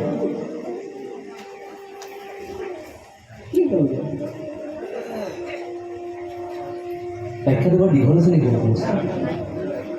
যদি দীঘল হ'লে মই আৰু এটা কথা সংযোগ কৰি দিওঁ। এইখিনি কথাকে প্ৰমুখ্য কৰি এই সৰুৰ পৰা ঈশ্বৰৰ গুণানুৰ কীৰ্তন, সৰুৰ পৰা ঈশ্বৰৰ নাম জপ, সৰুৰ পৰা লোৱা ঈশ্বৰৰ তত্ত্ব, ঈশ্বৰৰ কথা বুজি পোৱা, এইখিনিকে আকৌ আমাৰ গোৱালপুৰীয়া লোকগীত সুন্দৰভাৱে আমাৰ প্ৰতিমা পাণ্ডে বৰুৱাগীতে দেখিছে। তেখেতৰ আধ্যাত্মিকমূলক গীত বহুত আছে। তেখেতে লিখা যিখিনি আধ্যাত্মিক গীত সঁচাকৈ হৃদয়স্পৰ্শী, হৃদয়স্পৰ্শী। এটা বহুত আমাৰ জুবিন মামাই কৈছিলে, সাহিত্যিকৰ গৃহলৈ নোযোৱাৰ ভিতৰত প্ৰতিমা পাণ্ডে বৰুৱাগীতে গৃহলৈকে যাব নোৱাৰিলে। তেখেতক লগ কৰিছিলে, তেখেতৰ লগত ভালদৰে কথা বতৰা পাতিব নোৱাৰিছিলে। তেখেতৰ গীতৰ সম্পৰ্কেও তেওঁ প্ৰশংসা কৰিছে। আমাৰ দেউতাই স্কেলটো F দিবচোন। সুন্দৰভাৱে তেওঁ লিখিছিলে, চাব বহুত মস্ত।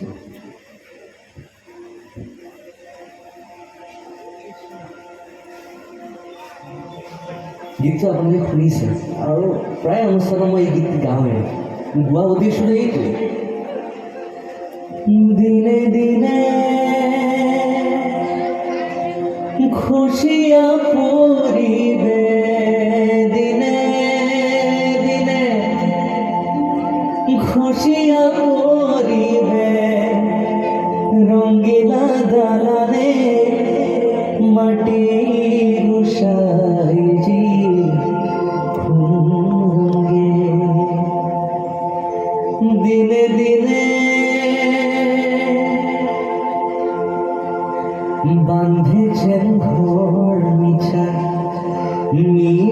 দ্বন্দ্ব মাজে গোসাইজি খুমরঙ্গে দিনে দিনে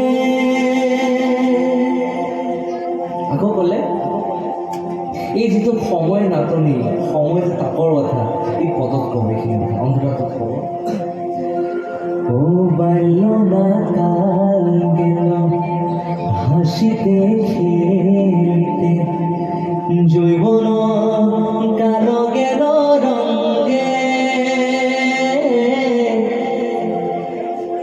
এ বাল্যনা কাল গেল হাসিতে খেলিতে জৈবন কাল গেল রঙ্গে আর বৃদ্ধ না কাল গেল ভাবিতে চিন্তিতে বৃদ্ধ না কাল গেল ভাবিতে চিন্তিতে গুরু ভজিবে কোন কালে গোসাইজি খুমরঙ্গে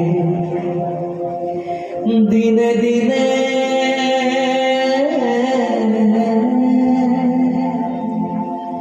নহয়নে বুঝতে এইটো প্ৰাসংগিক যে আমি যদি সময়ত যদি ঈশ্বৰৰ নাম ল'ম বুলি থাকোঁ সময় যদি গুচি যায়গৈ আমি গুৰুক ভজিবি কোন কাল অৰ্থাৎ গুৰুক ভজিবি কেতিয়া এক তিনিটি কালৰ কথাই উল্লেখ কৰিছে বুঢ়া বয়সৰ পাছত মৃত্যু ঘটে কিন্তু বুঢ়া নোহোৱা আগতেও বহুতে মিডিল জেনেৰেশ্যনতে বহুত আমাৰ ভকত বা ব্যক্তি অভিমুখে আগবাঢ়িব লাগে মৃত্যু অভিমুখে য়াং জেনেৰেশ্যন কিবা যাব মিডল জেনেৰেশ্যন যাব এইফালে আকৌ অল্ড জেনেৰেশ্যন এতিয়া অল্ড জেনেৰেশ্যনতে বহু ভকত তেখেতে পৰলোক প্ৰাপ্তি সেইখন সময় কিন্তু বহুতে অল্ড জেনেৰেশ্যন নোপোৱাৰ আগতে মিডল জেনেৰেশ্যনতে পৰলোক প্ৰাপ্তি হ'বলগীয়া হয় সেইকাৰণে প্ৰতিমা পাণ্ডে মোৰ সেইকাৰণে লিখিছে বোলে বাল্যনা কাল গ'লে হাসিতে খেলিছে বাল্যকাল দেখি হাঁহি ধেমালি কৰি থাকোঁতে গুচি যায় খোজকাঢ়িবলৈ শিকিলোঁ এয়া বোলে কথা ক'বলৈ শিকিলোঁ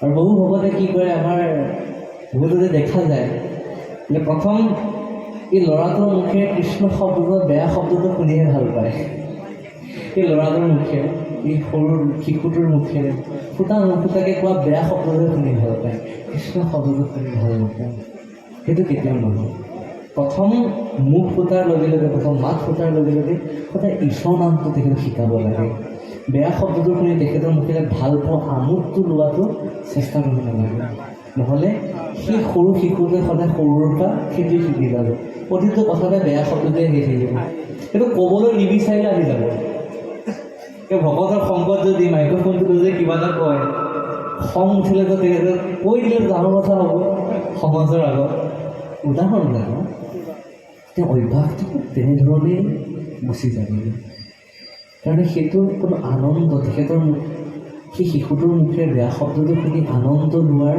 সেইটো কোনো কাৰণেই তাত আহি নপৰে তাক সদায় কৃষ্ণ নাম লোৱাব লাগে তাক সদায় ৰাম নাম ল'ব লাগে নিৰ্বাচন ৰাম নাম তাক এতিয়া সৰুৰে পৰা তাৰ অভ্যাস লাহে লাহে আহি থাকিব বোলে বাল্যকালটো হাঁহি ধেমালি কৰি থাকিব ইফালে ডেকা কাল আহিলে ডেকা কালটো গম পাইছে একদম তেজ গৰম উঠি থাকে তেজ গৰম উঠি থকা মানে কি লগৰ সমনীয়া লগৰ বিভিন্ন ধৰণৰ জেগা ফুৰোঁতে কৰোঁতে এনেধৰণে ঘূৰি ফুৰোঁতেই ডেকা কালটো গুচি যায় ডেকা কালটো যোৱাৰ পাছত আকৌ বিয়া পতা বয়স আহিলে আকৌ মই সহজ সৰলকৈ কথাখিনি কৈছোঁ দেই বোলে আকৌ কৰ্মসূত্ৰে কিবা এটা কৰিতো খাব লাগিব আপুনি কিবা এটা কৰিতো ল'ৰা ছোৱালীকতো খুৱাব লাগিব ল'ৰা ছোৱালীক পঢ়াবতো লাগিব আপুনি যদি প্ৰতিভাগী আনি যদি খুৱাব নোৱাৰে ক'ত থাকিব আপোনাৰ লগত এইটো খুৱাব লাগিব চাকৰি সূত্ৰে কিবা কিবি কৰি থাকোঁতে আমাৰ সেইখিনি দিন গুচি যায় গুচি যোৱাৰ পাছত আৰু লাহেকৈ বৃদ্ধকাল আহে বৃদ্ধকাল অহাৰ পাছত সন্তানে চালে চাব নাচালে গৈ আকৌ বৃদ্ধাশ্ৰমত ঘূৰি থাকিলে সেইকেইটা দিন কেনেকৈ যাব বেমাৰ আজাৰ কষ্ট দৰৱ ঔষধ পাতি খোৱা মেলা। বহু ভকত মই এতিয়াও দেখিছোঁ যে জীয়াই থাকিবৰ কাৰণে, জীয়াই থকাৰ উদ্দেশ্যেৰে, আশাৰে দিনটো 15টাতকৈ অধিক বেজি লয়, দিনটো 15টাতকৈ 20টাতকৈ অধিক ঔষধ খাবলগীয়া হয়, জীয়াই থকাৰ উদ্দেশ্যেৰে, জীয়াই থকাৰ আশাৰে। কালৰ প্ৰভাৱতে কৈছে কথাখিনি, কালৰ প্ৰভাৱ ইয়াৰ পিছৰ পদতে কৈছে। কি কৈছে? বোলে আজিৰ সমাজৰ মনুষ্যই এই নিচা, বিষ্ঠা, মূত্ৰ এইসমূহতে থাকি ভাল পায়। গাহৰিয়ে যেনেকৈ বোকাত থাকি ভাল পায়, পৰাহে আমাৰ মনুষ্য ঠিক তেনেধৰণে এই বিষ্ঠা মূত্ৰযুক্ত সংসাৰ মায়াত থাকিয়ে ভাল পায়, যাবলৈ নিবিচাৰে, মৃত্যু হ'বলৈ নিবিচাৰে। গতিকে তেনেধৰণে আমাৰ সেই বুঢ়া বয়সটো গুচি যায়। বোলে ঈশ্বৰ নাম ল'লো কেতিয়া, গুৰু সজীৱে শুনিতা, ঈশ্বৰ নাম ল'লো কেতিয়া, নাই, সময় নাই, নেকি গোটেই জীৱনটো গুচি গ'ল। গতিকে আমাৰ মূল উদ্দেশ্যটো সেইকাৰণে নৱপ্ৰজন্মসকল, যে তেখেতসকলে সৰুৰে পৰা যাতে আধ্যাত্মিক নামটো পাওক, ঈশ্বৰ কৃষ্ণৰ নামটো ল'বলৈ শিকক, পুৱা গধূলি গোসাঁই ঘৰ যাতে সময় সুবিধা পালে সোমাওক, ৰাতিপুৱা স্কুললৈ যোৱাৰ আগত গুৰুজনক সেৱা কৰোঁ, বয়োজ্যেষ্ঠজনক,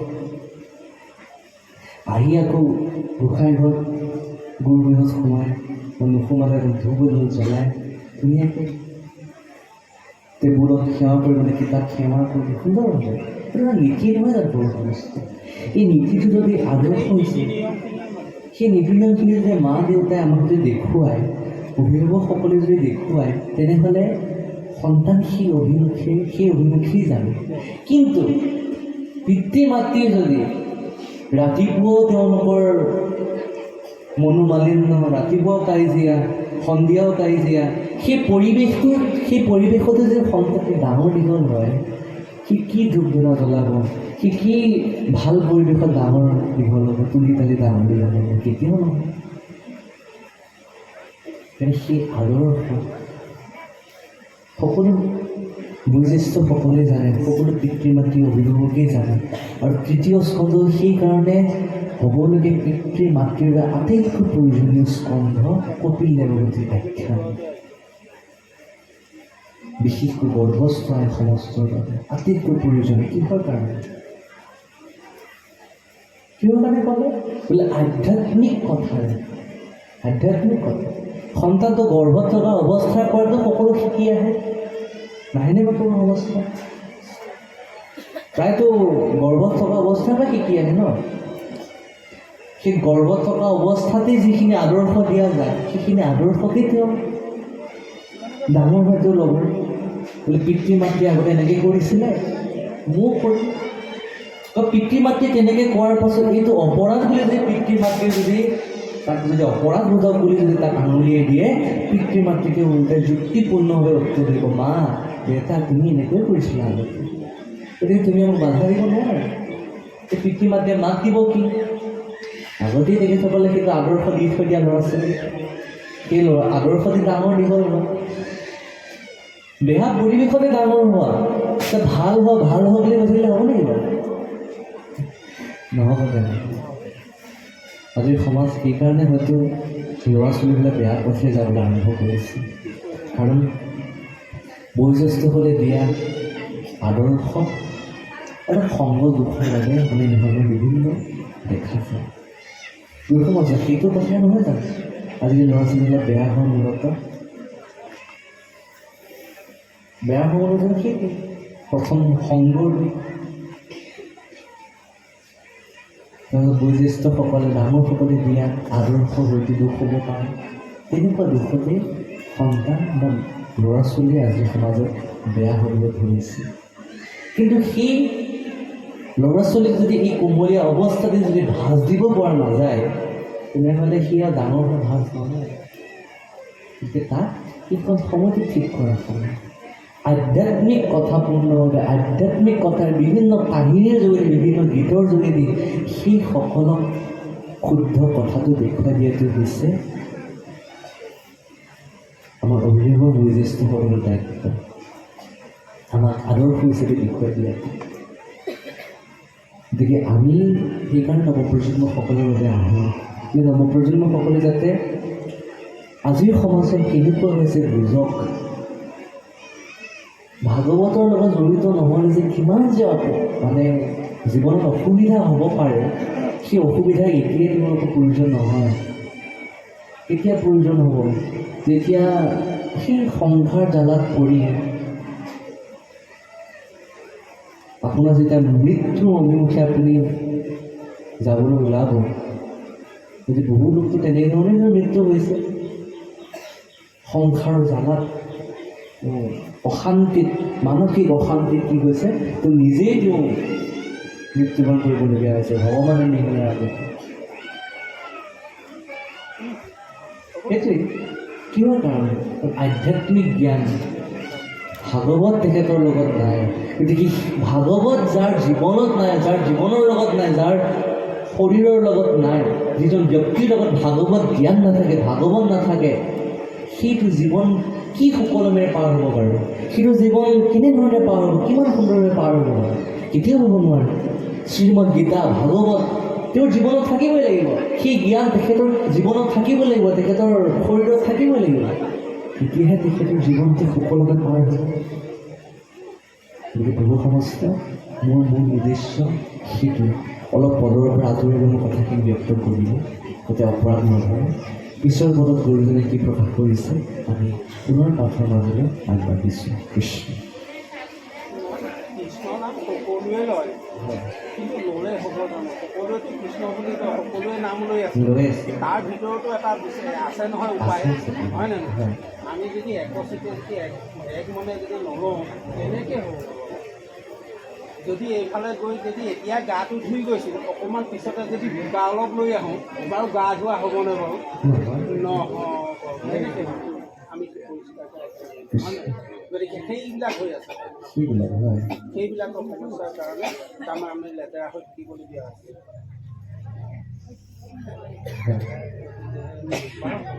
হয়, সেইকাৰণে আমিতো ল'ৰা ছোৱালীক বেয়া অভিমুখে যাবলৈ আৰম্ভ কৰিছোঁ। পিছৰ পদত কি কৈছে আগবাঢ়িছোঁ। হে ৰাম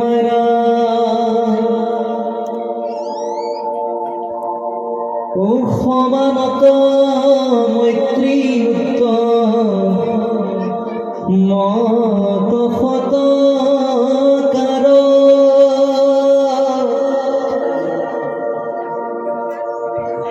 দৰিদ্ৰক দয়া কৰি বেক বাৰম্বাৰ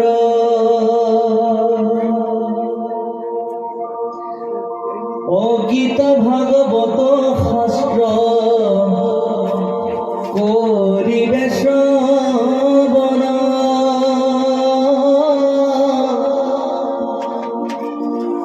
ৰাম সাধু সংগে মোৰ নাম কৰিবে আমাত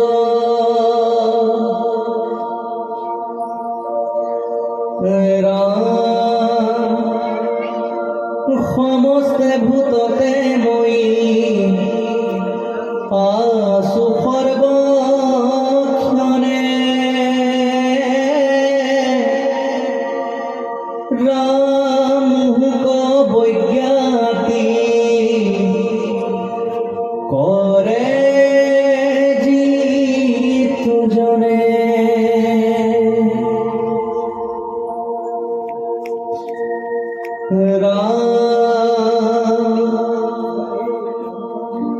ও শিষ বসা ধন জিতু কৰিলে আশ্ৰয়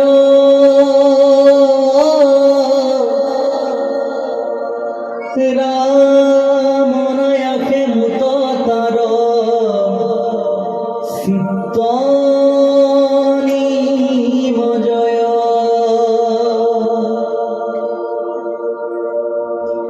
ও পুষ্পৰ শুভ্ৰাণ যেন প্ৰবেশে না হাত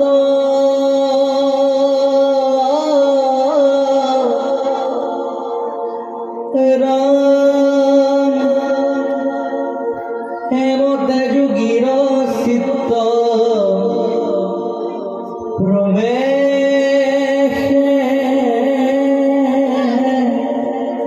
মাত কৃষ্ণ। আমাৰ চাউণ্ডত থকা দাদাজনক কথাষাৰ কওঁ যে মই যেতিয়া গাওঁ তেতিয়া মোৰ ভকেলৰ যিটো ৱেভটো সেই ৱেভটো অলপ আপ ডাউন হৈ আছে। ডিলেটৰ কাৰণে হৈ আছে নে ডিলেটৰ কাৰণে হৈছে মই ধৰিব পৰা নাই বাৰু। তো অকণমান মানে গানটো অলপ অসুবিধা লাগিছে, কাৰণ মই নিজে নিদিয়া স্বত্তেও সি নিজে কৰি লৈছে কামটো, ছাছটেন্সটো সি ভাইব্ৰেশ্যনটো নিজে কৰি লৈছে। গতিকে অকণমান ভকেলৰ ৱেভটো আপ ডাউন হৈ থকা নিচিনা মানে মনিটৰত মই শুনা নিচিনা পাইছোঁ, গতিকে মই প্ৰকাশ কৰিছোঁ আৰু যদি সেইটো হৈছে তেনেহ'লে হ'ব পাৰে। ডিলে টাইমটো বহাব মোৰ ওপৰত আছে নেকি প্ৰভু? হয় প্ৰভু, ডিলে টাইমটো বহাব মোৰ ওপৰত আছে নেকি? বিভাগটো মই পিছলৈ ঠেলি দিওঁ অকণমান, ডিলে টাইমটো অকণমান বঢ়াই দিব। ভকেলটো ধুনীয়া ক্লিয়াৰ ওলাইছে, মইতো ভাল পাইছোঁ। কথা কোৱাৰ সময়ত মানে গোটেইখিনি কথা ধুনীয়াকৈ শুনিছে, সেইটো ভাল লাগিছে। ধুনীয়া তেখেতে সুন্দৰভাৱে মিলাইছে, কৰিব পাৰিছে, ধন্যবাদ জ্ঞাপন কৰিছোঁ। আৰু সেইজন আচল অপাৰেটৰজন সেইজনে মিলি, তেখেতে নহ'লে এয়া চাউণ্ড কি আৰু বস্তু বহুতখিনি থাকে, তাক সযতনে তাক শুদ্ধ স্থানত ৰাখি তাক ধুনীয়াকৈ মিলাই লোৱা আছেহে আছে। সকলোতে আমাৰ যিটো যে আমি যদি এইখিনি মিলাই নাযাওঁ তেতিয়াহ'লে এইখিনি বনা এটা গতিকে আমাৰ চাউণ্ডত থকা চাউণ্ড অপাৰেটৰজনকো মই ধন্যবাদ জ্ঞাপন কৰিছোঁ। ইমান ধুনীয়া ইমান সুন্দৰভাৱে অনুষ্ঠানভাগ চলাই নিয়াত তেওঁ যিমানখিনি অৰিহণা যিমানখিনি সহায় কৰিছে, তেওঁ ধন্যবাদৰ পাত্ৰ চাবলৈ গ'লে প্ৰত্যেক অনুষ্ঠানতে তেখেতেই মেইন। এতিয়া বহু অনুষ্ঠানত দেখোঁ যে চাউণ্ডত কিবা অকণমান হ'লেই বহু ভকতে চাউণ্ডৰ অপাৰেটৰজনক বহুত গালি দিয়ে, বোলে এনেকুৱা কিয় হৈছে, ইমান টকা দি আনিছোঁ তো এনেকুৱা কিয় হ'ব লাগে। কিন্তু সেই চাউণ্ডৰ মানুহজনেহে বুজি পায়, অপাৰেটৰজনে বুজি পায় যে হৈ আছে কি কৰিব লাগে, কি হৈ আছে, কিমান ভল্টেজ কম ভল্টেজ বাঢ়িছে, সেইজনহে জানে গোটেইখিনি কথা। গতিকে আমিবিলাকে তেখেতসকলক চিঞৰিলে নহ'ব, বোলে ইমান টকা দি আনিছ তই কিয় গণ্ডগোল কৰিছ, সেইটো ক'লে নহ'ব। ঠিক আছে, কথাটো তেখেতক ক'লোঁ। এতিয়া সুন্দৰভাৱে এই পদবন্ধে ক'লে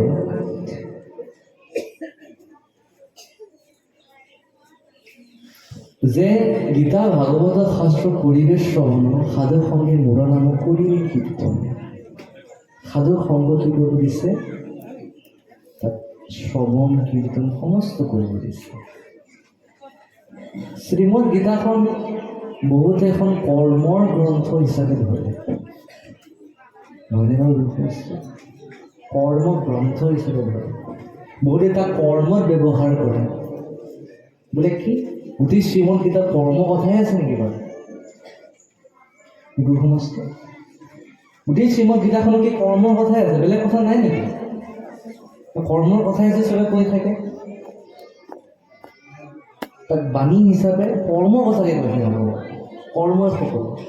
কিন্তু শ্ৰীমদ গীতাত কৰ্মৰ কথা আছেই যদিও ভক্তিৰ কথাটো আছে, কিন্তু ভক্তিৰ কথা আজি সমাজত কিয় বাণী হিচাপে কোৱা নহয়,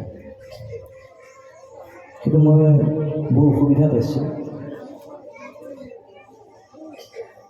কাৰণ ভগৱন্ত পুৰুষে তেতিয়াই কৈছে কৃষ্ণ ধাম পগতে ধৰ্ম জ্ঞান আদি বিষয় কলো দষ্ট দৃষ্টাময়ীশ পুৰাণ অৰ কাদনাহৰিতা। তিনিটা পদ ভগৱানে প্ৰদান কৰি গৈছে উদ্ধৱৰ আগত, জ্ঞান কৰ্ম ভক্তি। গোটেই তিনিটা পথৰ ভিতৰত কি ভক্তি মাৰ্গেন সৰ্বশ্ৰেষ্ঠ নাস্তি, ভক্তি মাৰ্গ যে সৰ্বশ্ৰেষ্ঠ। ভক্তি মাৰ্গটো সৰ্বশ্ৰেষ্ঠ হোৱাৰ পাছত আকৌ শ্ৰীমদ গীতাত কৰ্মশ্ৰেষ্ঠ বুলি ভগৱানে কেনেকৈ ক'ব, কেনেকৈ হ'ব? হ'বনে বাৰু গুৰু সমাজত? হ'ব পাৰে নেকি কথাটো? কিন্তু আজিৰ সমাজত আমি কি শুনি আছোঁ? বোলে কৰ্ম শ্ৰেষ্ঠ, শ্ৰীমদ গীতাৰ মাজত কৰ্ম শ্ৰেষ্ঠ কৰি দিছে। হয়, কৰ্ম নিমাধিকাৰষ্টে মা ফলেশ্ব কদাচন মা কৰ্ম ফল হেতুৰ বোৰ মাতি সন্তুষ্ট কৰ্মনি। কৰা তুমি কৰ্ম কৰা, কিন্তু সেই কৰ্মটো ভক্তিময় কৰ্ম কৰা তুমি। কৰ্মটো চব কৰ্ম হ'ব পাৰে ন। মই আজি হাতখন হিলাই দিলোঁ, এইটো মোৰ কৰ্ম। চকুটো টিপিয়াইছোঁ, মই এইটো এটা কৰ্ম। আজি যদি কাৰোবাৰ যদি গালি এষাৰ পাৰিলোঁ, এইটো এটা কৰ্ম, কাৰণ মুখখন লৰিছেতো, কৰ্ম। আজি খঙতে যদি কাৰোবাক যদি মই এক ঘোচা মাৰি দিলোঁ, সেইটো এটা কৰ্ম। কৰ্মটোতো প্ৰত্যেকতে হৈছে। কিন্তু আজি যদি মই এই ভাগৱতৰ স্থানত আহি ঈশ্বৰৰ বাবে কিবা এটা কাম কৰিছোঁ, ঈশ্বৰৰ প্ৰসাদমুখী মই ভকতক বিলাই দিছোঁ, কৰ্ম। প্ৰত্যেকটো কৰ্মৰ দুয়োটা কৰ্মৰ মাজত পাৰ্থক্য আছে। মানে কৰ্ম শ্ৰেষ্ঠ নহয়, কৰ্মৰ ভিতৰত থকা ভক্তিময় কৰ্ম শ্ৰেষ্ঠ। গুৰু সমস্ত আপোনালোকে জানে কৰ্মই ধৰ্ম হয়, কিন্তু কৰ্মৰ ভিতৰত থকা যিটো ভক্তি ধৰ্ম তাক কোৱা নহয়। আচল মূল কি? ভক্তি কৰ্মই হৈছে ধৰ্ম। আচলতে মোৰ দৃষ্টিত সেইটো হ'ব লাগে। কাৰণ আজি মই যদি এটা সুন্দৰ পক্ষী এটাক, এটা সুন্দৰ পশু এটাক মোৰ নিজৰ তৃপ্তিৰ কাৰণে যদি মই বধ কৰি দিওঁ, তাক বধ কৰিবলৈ যাওঁতে মোৰ নানান অস্ত্ৰ লাগিছে, মোৰ হাতখন ব্যৱহাৰ হৈছে, তাক মই প্ৰহাৰ কৰিছোঁ, মোৰ এটা কৰ্ম সাধন হোৱা নাই নে কৰোঁ সমস্ত? কৰ্ম কৰিছোঁ, এইকাৰণে মই তাক দমন কৰিব পাৰিছোঁ, বধ কৰিব পাৰিছোঁ, কৰ্ম কৰিছোঁ। কিন্তু সেই কৰ্মটো বাৰু ধৰ্ম হ'ব পাৰে নেকি? মইতো কৰ্ম কৰিলোঁ, কিন্তু সেইটো কৰ্মই ধৰ্ম হ'বনে বাৰু? তুমি সমস্ত নহয়। কেতিয়া কৰিব লাগিব। এতিয়া গাটো ধৰোঁতে প্ৰথমতে আমি যিকোনো এতিয়া এই শাস্ত্ৰভাগকে আমি থাপিত কৰি ল'বলৈ হ'লেওতো আমি আগেই থাপিত কৰি লৈছোঁ, তাৰপিছতহে আমি ব্যাখ্যালৈ আৰম্ভ কৰিছোঁ। গতিকে কৰ্মটো আগেই কৰিবলগীয়া হৈছে, সেইখিনি তাৰ কৰ্মই তাৰমানে দেখুৱাইছে। এতিয়া সেইটোৱে কৰ্ম, কিন্তু কৰ্ম ধৰ্মৰূপে কৰা উদ্দেশ্য। মহাপুৰুষ গুৰুজনে 4 পুৰুষাৰ্থ ধৰ্ম কেলে আগত ৰাখিছে? কিন্তু বেলেগতো আগত ৰাখিব পাৰিলে। ধৰ্ম অৰ্থ কাম মুখ্য বুলি কৈছে। ধৰ্মক সদায় আগস্থান প্ৰদান কৰিছে। অৰ্থাৎ তাৰ মূল তত্ত্ব কি? ধৰ্মক আগত ৰাখি কাম কৰে। আজি এই কৰ্মটো কৰিছে কি? ধৰ্মক আগত ৰাখি, অৰ্থাৎ আসনভাগ আগত ৰাখি এই কামভাগ সফল হৈছে। যদি বেলেগ বস্তুটো থৈতো কৰ্মভাগ কৰা নাই, অৰ্থাৎ কি? ধৰ্মক আগত ৰাখি এই কৰ্মভাগ কৰা হৈছে কি? ধৰ্ম সম্পন্ন কৰা। সেইটো সদায় ভক্তসকলৰ লগতহে এইটো প্ৰযোজ্য। বেলেগৰ লগত এইটো মই ক'বলগীয়া নাই। বেলেগ অভকতৰ ক্ষেত্ৰত মই ক'বলৈ নিবিচাৰোঁ। আজি ইয়াত থকা যিটো সকলো যিটো ভকতি, গতিকে ভকতৰ লগতে সেইটো প্ৰযোজ্য হৈ যায়। গতিকে আমাৰ ভকতৰ বাবে, আমাৰ বৈষ্ণৱ বা ভকতৰ বাবে সদায় আমি ধৰ্ম ভাগত দেখি আমি কৰ্ম সাধন কৰোঁ। সেইকাৰণে ভক্তি ধৰ্ম হৈছে মহান কৰ্ম। ভক্তি কৰ্ম হৈছে আটাইতকৈ ডাঙৰ ধৰ্ম। তাতোতকৈ ধৰ্ম ডাঙৰ হ'ব নোৱাৰে। গতিকে শ্ৰীমদ গীতাত যিখিনি কৰ্মৰ কথা উল্লেখ কৰিছে, সেইখিনি হৈছে ভক্তি কৰ্মৰ কথা। সকলোবিলাক ভক্তি কৰ্মৰ কথা উল্লেখ কৰিছে, যিখিনি কথা নেকি আমি সমাজত নুশুনো। যিবিলাক আজিৰ সমাজত শুনি থাকে, শ্ৰীমদ গীতাৰ যিখিনি বাণী তত্ত্ব, সেইসমূহ কিছুহে সত্য বুলি মই ভাবোঁ। কিছু সত্য, কিন্তু সেই সত্য কৰ্ম ব্যৱস্থাত ভক্তি ধৰ্ম নুসুমালে সেইটো উচিত কৰ্ম হ'ব নোৱাৰে। নাৰদে ব্যাসক কি কৈছিল? যি শাস্ত্ৰত ঈশ্বৰৰ নাম নাথাকিব, সেইখন শাস্ত্ৰ কেতিয়াও উচিত শাস্ত্ৰৰূপে সি যেতিয়া স্বীকৃতি নাপায়। শব্দৰ বাক্য দিলে কৃষ্ণ এটা শব্দ নুসুমাব, সেই কথা গ্ৰাম্যৰূপে স্বীকৃতি পায়। কি পায়? গ্ৰাম্যৰূপে স্বীকৃতি পায়। সেইটো কথা। সেইকাৰণে তেওঁ ক'লে ভাগৱত লিখা তুমি কৃষ্ণ কথাই ভৰি লাগিব ভাগৱত কৃষ্ণ কথাই ভাগৱত লিখা। গতিকে সেই কথাটো মূল কথা যে ভক্তি ধৰ্ম, সেইটো যিখিনি শ্ৰীমদ গীতাত উল্লেখ কৰিছে সেইখিনি কৰ্ম সদায় ভক্তিময় কৰ্ম।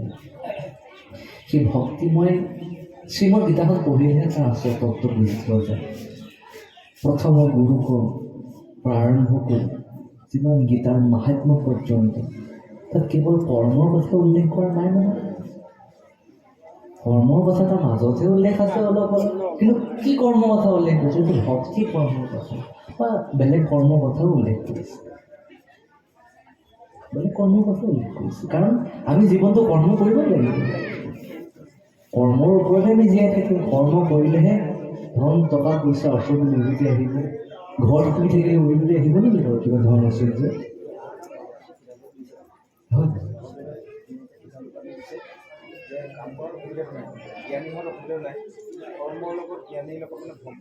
ভক্তিটো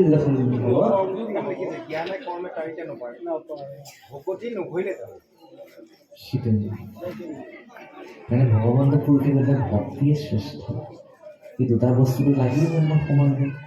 কিন্তু ভক্তি কৰাৰ লগতে ভক্তি কৰি থাকিলে তাৰ পাছৰ পৰ্যায়ত যিমান আমি কৰ্ম কৰোঁ, ভক্তিক আগত ৰাখি আমি যিমানেই কৰ্ম কৰোঁ, প্ৰত্যেকটো কৰ্ম উচিত কৰ্ম আৰু ধৰ্ম সম্পন্ন কৰ্ম হ'ব। তেতিয়া মোক ক্ৰোধান্বিত হ'লে তাক ক্ৰোধক মই দমন কৰিব পাৰিম। মোক কাৰোবাক আজি মাৰিব মন গ'লে মই তাক মাৰিব নাযাওঁ, তাক সেই ক্ৰোধক মই দমন কৰিম। তেখেতে কৰা অপমানো মোক কি কৰিম? এটা আশীৰ্বাদ স্বৰূপে কৰিম। সেইটো কি হয়? এই ধৰ্ম সম্পন্ন কৰ্ম। গতিকে আজি শ্ৰীমদ গীতাত যিখিনি কথা উল্লেখ কৰিছে, আজিৰ সমাজে যিখিনি মোবাইলৰ যোগেদি আমি শুনি আছোঁ, সেইসমূহত কিছু কিছু কথাহে সত্য। কিন্তু সেই কথা কেতিয়াও ঈশ্বৰ কৃষ্ণৰ কথা শুনোৱা নাই। সদায় কৰ্মৰ কথাহে উল্লেখ কৰিছে। কৰ্মই আপোনাক মুক্তি দিছে বুলি তাত উল্লেখ আছে, কিন্তু কৰ্ম মুক্তি দিব নোৱাৰে। আধ্যাত্মিক মই কৰ্ম মুক্তি দিব পাৰিব, অৰ্থাৎ ভক্তি মই কৰ্ম মুক্তি দিব পাৰিব। কৰ্মটো চব হ'ব পাৰে। ভক্তিময় কৰ্ম মানে কি? ঈশ্বৰৰ গুণানুকীৰ্তন কৰাটো কৰ্ম, ঈশ্বৰৰ নাম লোৱাটো কৰ্ম। আমি আজি আসন বা প্ৰতিষ্ঠা কৰিছোঁ, এইটোতো কৰ্ম। কিন্তু কি কৰ্ম? আধ্যাত্মিক কৰ্ম নহয়নে? বেয়া কাম এটা কৰিছে নেকি আমাৰ গুৰু প্ৰভু? আপুনিতো বেয়া কাম কৰা নাই আসন প্ৰতিষ্ঠা কৰি। অস্থায়ী এখন আসন প্ৰতিষ্ঠা কৰিলে প্ৰভুজনে কি অপৰাধবোধক কিবা কাম কৰিলে নেকি? বেয়া কাম কৰিলে নেকি? নাইতো কোৱা। আসন প্ৰতিষ্ঠাটোতকৈ ডাঙৰ কাম। সেইটোৱে আধ্যাত্মিক অৰ্থাৎ ধৰ্মৰ আগত ৰাখি যি কৰ্ম কৰা হয়, সেই কৰ্মটো হৈছে উচিত কৰ্ম। মহাপুৰুষ গুৰুজনে সেই কথাখিনি কি কৰিছে? দাঙি ধৰিছে। বৰ ধুনীয়াকৈ মাধৱ পুৰুষে নামঘোষাত বস্তু প্ৰকাশত তাৰ বিৱৰণী দিছে। কি কৈছে? হৰিনামৰ সেই উৎকণ্ঠ প্ৰকাশে তেওঁৰ অমৃত নদী। অকণমান কীৰ্তন কৰি দিছোঁ। কথাখিনি চাৰি পুৰুষাৰ্থ কথাখিনি পাছলৈ আছে। হৰিনামৰ ৰসে বৈকুণ্ঠ প্ৰকাশে প্ৰেমৰ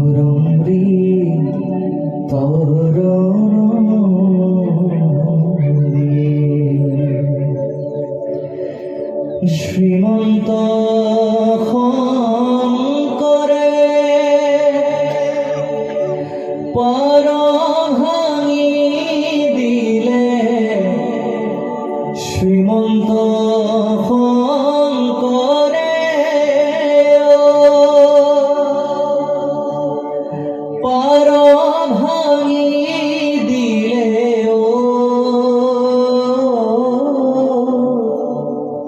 বহে ব্রহ্মাণ্ড ভেদি ও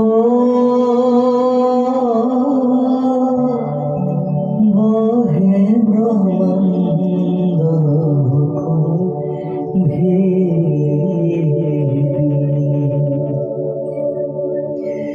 গোবিন্দর প্রেম অমৃতর নদী বহে বৈকুণ্ঠর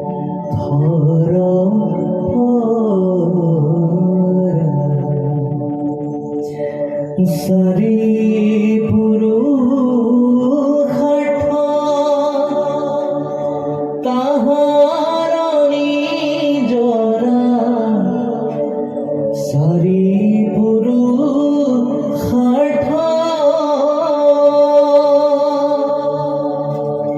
তাহারি জরায়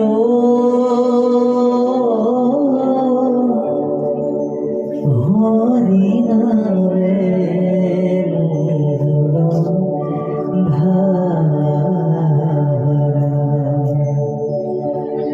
ও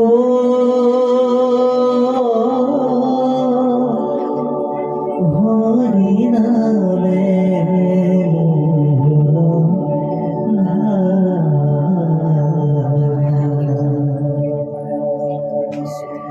শ্রীমন্ত শংকৰ হৰি ভকতৰ যারা যেন কল্পতরু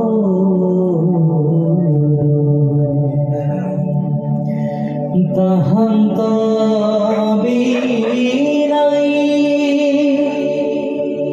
নাই নাই নাই তাহান্ত বিনাই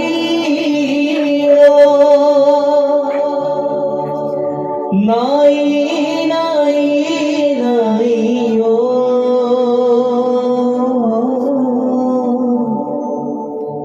আমার পরম গুরু ও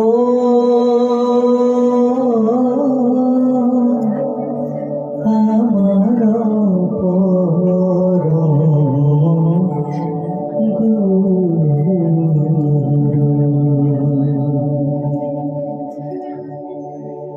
সবুৰ সমস্ত চাৰি পুৰুষাৰ্থ ধৰ্ম অৰ্থ কাম সদায় ধৰ্মক আগত ৰাখি তুমি কৰ্ম কৰি যোৱা মুক্তি আপোনা আপুনি পাবা তুমি ফলৰ আশা কৰাৰ তোমাৰ প্ৰয়োজনীয়তা নাই আৰু তুমি মুক্তি এনেই কৰি পাবা কেৱল ধৰ্মময় কৰ্ম ধৰ্ম সম্পন্ন কৰ্ম তুমি কৰিছোঁ শ্ৰীমন্ত শংকৰৰ গোৱাৰ মূল কাৰণটো হৈছে এই ল'ৰা ছোৱালীখিনিৰ কাৰণে মই গালোঁ গোৱাৰ মূল কাৰণটো কি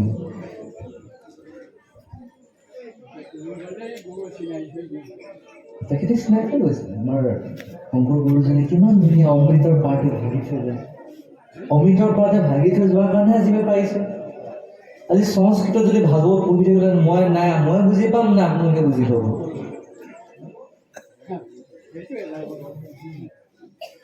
সংস্কৃত ভাষাটো এইটো পৌৰাণিক ভাষাটো দেৱ ভাষা বুলি কোৱা হৈছে দেৱৰ নাম স্বীকৃতম ভাষা নাম কিহৰ কাৰণে কোৱা হৈছে আগৰ কৃষ্ণ অৰ্জুন এইসকলে সদায় সংস্কৃততে কথা পাতিব বোলে ব্যাসদেৱে সংস্কৃত ভাবিবলৈ কিহৰ কাৰণে সেই সময়ত সংস্কৃতি নিদিলে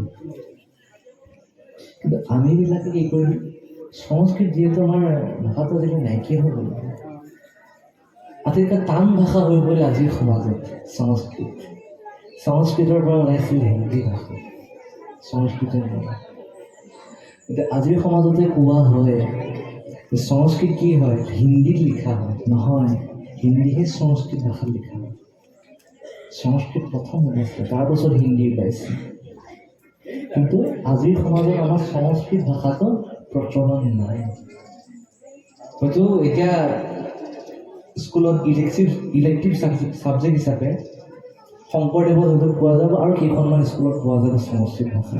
তাৰ ওপৰত আমাৰ ক'তো নাপায় সংস্কৃত ভাষা। আছেনে বাৰু ইলেক্টিভ ছাবজেক্ট হিচাপে? শংকৰদেৱত আছে, কম্পালচৰি আছে। বেলেগ বেলেগ কিছু স্কুলতহে আছে, কিন্তু প্ৰায় স্কুলত দেখা পোৱা নাযায়। আমাৰ জাতীয় বিদ্যালয় স্কুলখনতে নাই সংস্কৃত। মোৰ সংস্কৃতৰ প্ৰতি ৰাসটো আছে, মই সংস্কৃত মানে ভাল পাওঁ। ভাল পোৱাৰ কাৰণে মই ভাবিছোঁ কিন্তু এইবাৰ 9 যিহেতু পালোঁ আৰু সংস্কৃত ভালেই পাম, ইলেক্টিভ ছাবজেক্ট আছেই সংস্কৃত যিহেতু ল'ম আৰু মোৰ আশা সেইটো আছে। প্ৰথম অৱস্থাত আছিলে আমাৰ এডভান্স আছিলে আৰু হিন্দী আছিল, দুটা বস্তু আছিলে। ভাগ্যক্ৰমে এবাৰ আৰু দুটা ছাবজেক্ট এড হৈছে, জিঅ'গ্ৰাফী আৰু কম্পিউটাৰ ছায়েন্স। সংস্কৃত ভাষাটো এড নহ'ল। শংকৰদেৱত পঢ়ালে শিকিব পালোঁহেঁতেন, কিন্তু মূলতঃভাৱে মই আজি সেইখন স্কুলত পঢ়ি থকা আজি 10 বছৰ হ'ল। 10 বছৰ পঢ়ি থকাৰ পাছত লগৰখিনিক এৰি আহি আকৌ বেলেগ স্কুলত পঢ়িব মন নাযায়। সেইটো আমাৰ সমাজটোৱে জানে সেই কথা। এখন স্কুলত 10 বছৰ পঢ়াৰ পাছত আৰু বেলেগ স্কুলত যাবলৈ মন নাযায়, যি থাকক নাথাকক তাকেই পঢ়িম আৰু। কিন্তু মোৰ মূলতঃ কথাটো এইটোৱে কৈছিলোঁ যে সংস্কৃত ভাষাটো ইলেক্টিভ ছাবজেক্ট হিচাপে শংকৰদেৱৰ কম্পালচৰি 3য় শ্ৰেণীৰ পৰা সংস্কৃত পঢ়ায়। 3য় শ্ৰেণীৰ পৰা সংস্কৃত অভ্যাস থাকিবই। 2য়ৰ পৰা আছে ন, 2য়ৰ পৰা সংস্কৃত অভ্যাস থাকিব। সংস্কৃত পঢ়াবলৈ লেখা বাটো ইলেক্টিভ ছাবজেক্ট হিচাপে সংস্কৃত দিয়া হৈছে।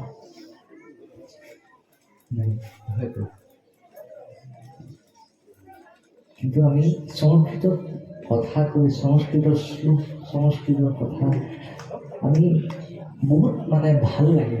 বিশেষকৈ সংস্কৃতত মানে কথাটো মোৰ ভাল লাগে কাৰণে মই ল'ম বুলি ভাবিছিলোঁ, কিন্তু ল'ব নোৱাৰিলোঁ। হ'লেও ঘৰতে মই সংস্কৃতৰ অলপ অভ্যাস অলপ কৰি আছোঁ, অভিধানখন আনি লৈছোঁ, মাজে মাজে কেইটামান কৰ্চো কৰি থকা যায়। আৰু যা হওক, কথাটো সেইকাৰণে প্ৰাথমিকভাৱে আনিছিলোঁ। মহাপুৰুষ গুৰুজনে যে ইমান সুন্দৰভাৱে সংস্কৃতৰ পৰা আজিৰ সমাজৰ বাবে বৰ্জালী ভাষা লিখি থৈ গ'ল, কিন্তু আজিৰ সমাজত আমিও আজিকালি বৰ্জালী ভাষা বুজিয়ে নাপাওঁ। বহুতো আছে বৰ্জালী ভাষাটো আমি বুজি নাপাওঁ। কিন্তু আমাৰ ক্ষেত্ৰতে যদি ক'বলৈ যাওঁ, যে ধুনীয়াকৈ ভক্তিৰ যুগ ধুনীয়া চলি আছে, ভাগৱতো ধুনীয়া কথা কৈ আছে। হয়,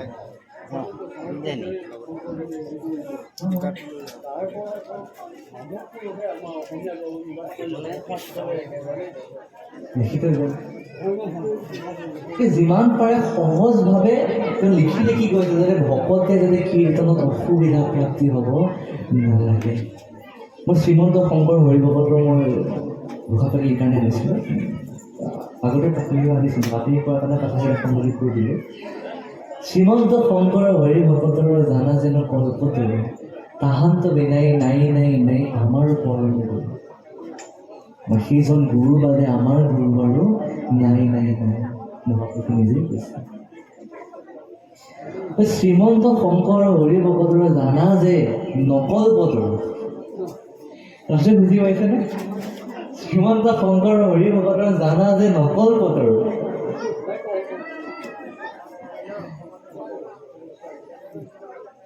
বুজাটো সেইটো হৈ আছে, আমি সৰুৰে পৰা জানা যে নকল্পতৰুৱে গাই থাকিব, জানা যে নকল্পতৰু, সৰুৰ পৰা আমি সেইটোৱে গাই থাকিব। সৰুৰ পৰা আমি সেইটোৱে শিকি আহিলোঁ, কিন্তু তাৰপিছত তাৰ তত্ত্ব বুজিব পাৰিছোঁ, জানা যে নকল্পতৰু কেনেকৈ হ'ব পাৰে। আমাৰ আগৰ পৰা আমাৰ বয়োজ্যেষ্ঠসকলে গাই থকা শুনি আহিছোঁ, জানা যে নকল। তেখেতসকলে বুজি পায় যে জানা যে এইটো পচন্দ মিলাবৰ কাৰণে, সুৰত গাবৰ কাৰণে বা টাইমিঙত গাবৰ কাৰণে জানা যে নকল্পতৰু হয়, কিন্তু টাইমিঙত নাগালে জানা যে কল্পতৰু হৈ থাকিব। জানা যে নকল্পতৰু, এইটোৱে কিমান শুৱনি কৰিব। এতিয়া বহু সমাজে পঢ়ুৱাই সেইখিনি গায়, জানা যে কল্পতৰু বুলি গায়, কিন্তু আজিও বহুততে জানা যে নকল্পতৰুৱে হৈ আছে, যে নকল্পতৰুৱে হৈ আছে। কল্পতৰু হোৱা নাই, নকল্পতৰুৱে হৈ আছে। এইসমূহে বয়োজ্যেষ্ঠসকলে বুজি পায়, তেখেতসকলৰ ওপৰত প্ৰভাৱ নেপেলায়, প্ৰভাৱ পেলাব এই ল'ৰা ছোৱালীখিনিৰ ওপৰত। যেনেকৈ মই বুজা নাছিলোঁ যে নকল্পতৰু কি বস্তু, জানা যে নকল্পতৰু কি বস্তু, মই পঢ়িব কৰিব নাজানো, প্ৰথম অৱস্থাত শিকিছোঁ, পঢ়িব কৰিব নাজানো, বানান কৰিব পঢ়িব লাগে। কিন্তু আমি তেনেধৰণেই বয়োজ্যেষ্ঠসকলক শুনাৰ মানে তেনেকৈ নকল্পদৰ হৈ থাকিব। তাৰ তত্ত্ব যেতিয়া বুজি পাইছোঁ তেতিয়াহে কথাখিনি উপলব্ধি কৰিব পৰা গৈছে। সেইকাৰণে কৈছোঁ বাৰে বাৰে মই নৱপ্ৰজন্মসকলৰ ওপৰতহে এতিয়া প্ৰভাৱটো পৰিব। কাৰণ তেখেতসকলে যদি ইয়াৰ ওপৰত যদি অধ্যয়ন নকৰে নকল্পদৰ ওপৰত, সেই নকল্পদৰো মৃত্যুৰ সময়ত নকল্পদৰে হৈ থাকিব। অধ্যয়ন কৰিলেহে কল্পদৰ হ'ব। যদি অধ্যয়ন নকৰে তেনেহ'লে কি হয়? সেই তেনেকৈ হৈ থাকিব। আৰু তেখেতৰ আদৰ্শৰূপে যিসকলে তেখেতৰ আদৰ্শ গ্ৰহণ কৰে সেইসকলো নকল্পদৰে হৈ থাকিব, কল্পদৰে নহয়। গতিকে যিমান পাৰোঁ তাক শুধৰণি কৰি শুদ্ধ আদৰ্শ আমি তেখেতসকলক দেখুৱাব পাৰোঁ। জানা যেন কল্পদৰে কথাটো মই সেইকাৰণে মই নৱপ্ৰজন্মসকলৰ কাৰণে টানি আনিছিলোঁ কথাষাৰ যে নৱপ্ৰজন্মসকলে যদি শ্ৰীমন্ত শংকৰ এতিয়া কোনো ল'ৰা ছোৱালী নাই যি নেকি শ্ৰীমন্ত শংকৰটো নাজানে। প্ৰত্যেকেই জানে, প্ৰত্যেকেই জানে শ্ৰীমন্ত শংকৰ হৰি ভকতে সেইজনে সৰুৰ পৰা শুনি আহিছে। যে যিখিনি ল'ৰা ছোৱালী নকল্পদৰ গায় সেইসকলে নকল্পদৰ কেতিয়াও নাজানে।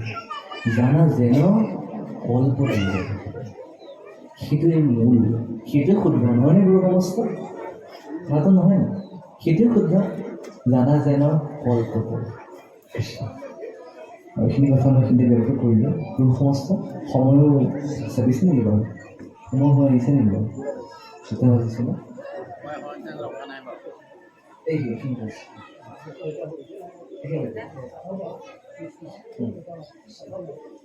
কেতিয়া সামৰিব লাগে মই ক'ব।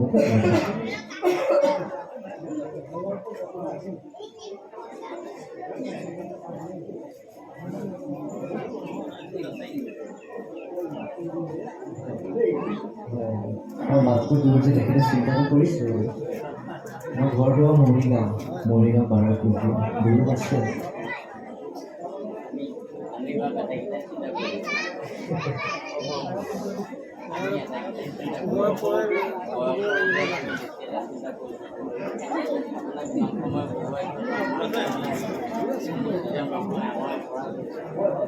দুইজনে কৈছে কাক কথা শুনিব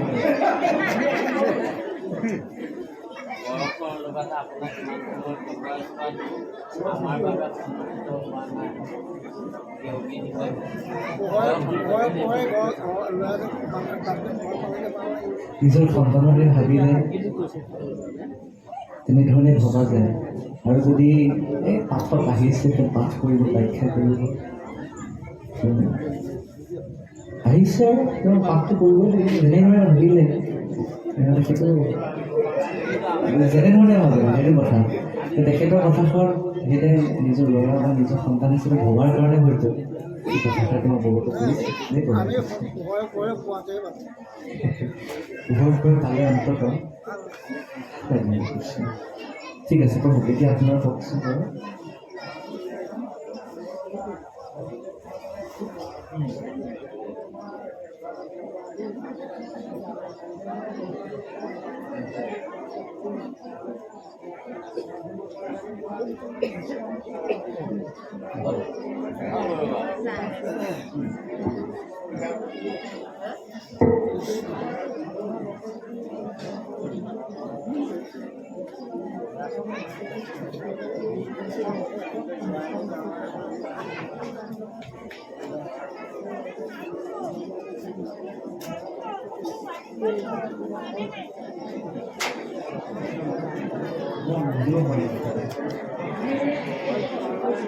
সেইটো কথা বুজিব পাৰিছোঁ মই নিষ্ঠা ভক্তি।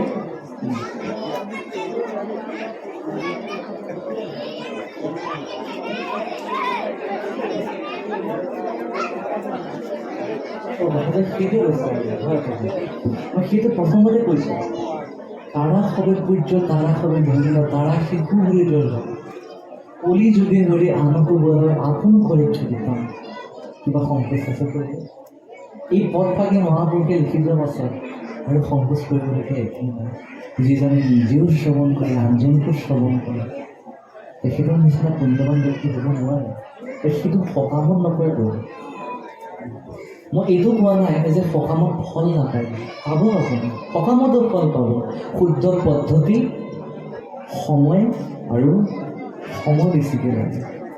এতিয়া আপোনাক উদাহৰণস্বৰূপে কৈছোঁ যে সৌনকাদিসকলে যে যজ্ঞ সাধন কৰিছে, তেওঁলোকে 1000 বছৰ যজ্ঞ সাধন কৰিছে।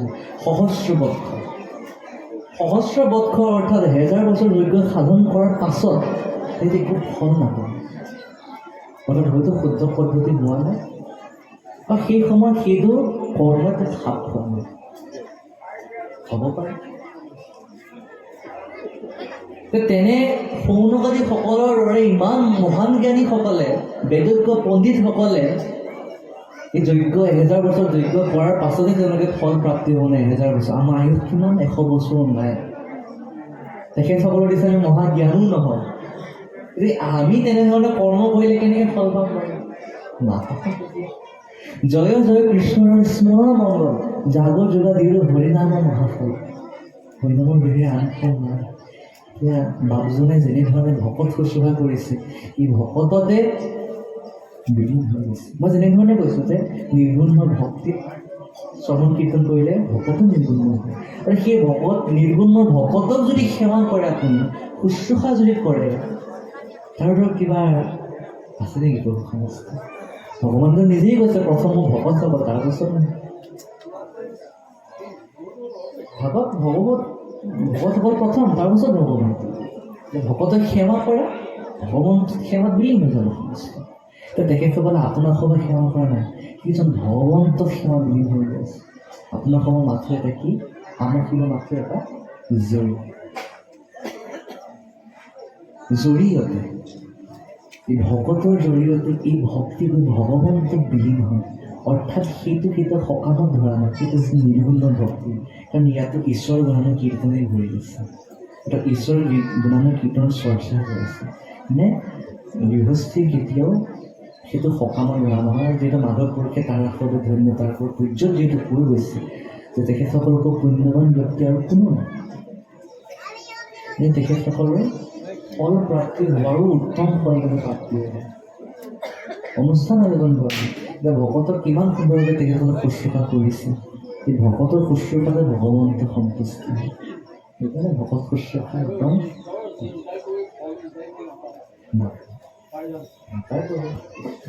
নাপায়ো নহয়। নাপায় মানে কি? সেই ফলটোৰ প্ৰাপ্তি নহয়। যদিও তেওঁ এইটো ফলটো চিন্তা কৰি যদি পাতে,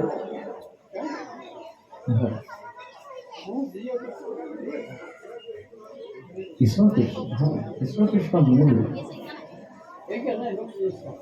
বৃদ্ধ দামোদৰৰ বছৰত প্ৰত্যেকজনে পাইছে সুদামাৰ কথা। তেখেতৰ ঘৰত খাবলৈ খাদ্য নাথাকে, এটা দানাই এটা চাউলে প্ৰত্যেকে ভগাই খায়। কিন্তু তেখেতসকলে জানে ঈশ্বৰ ভক্তি কৰা এৰিছিল জানো? নাই। ঈশ্বৰ কৃষ্ণৰ বাবে তেতিয়াও তেওঁ যদিও ভালকৈ যোনদিনাখনে খাব পাৰিছিল, তেওঁ 3 ভাগ কৰিছিল। এভাগটো নিজৰ কাৰণে, এভাগ ঈশ্বৰৰ কাৰণে, এভাগ তেখেতৰ গৃহত অহা পশু পক্ষী যিসকলে ভিক্ষা বিচাৰে সেইসকলৰ বাবে এভাগ। তেখেতৰ ভক্তিত চাওক,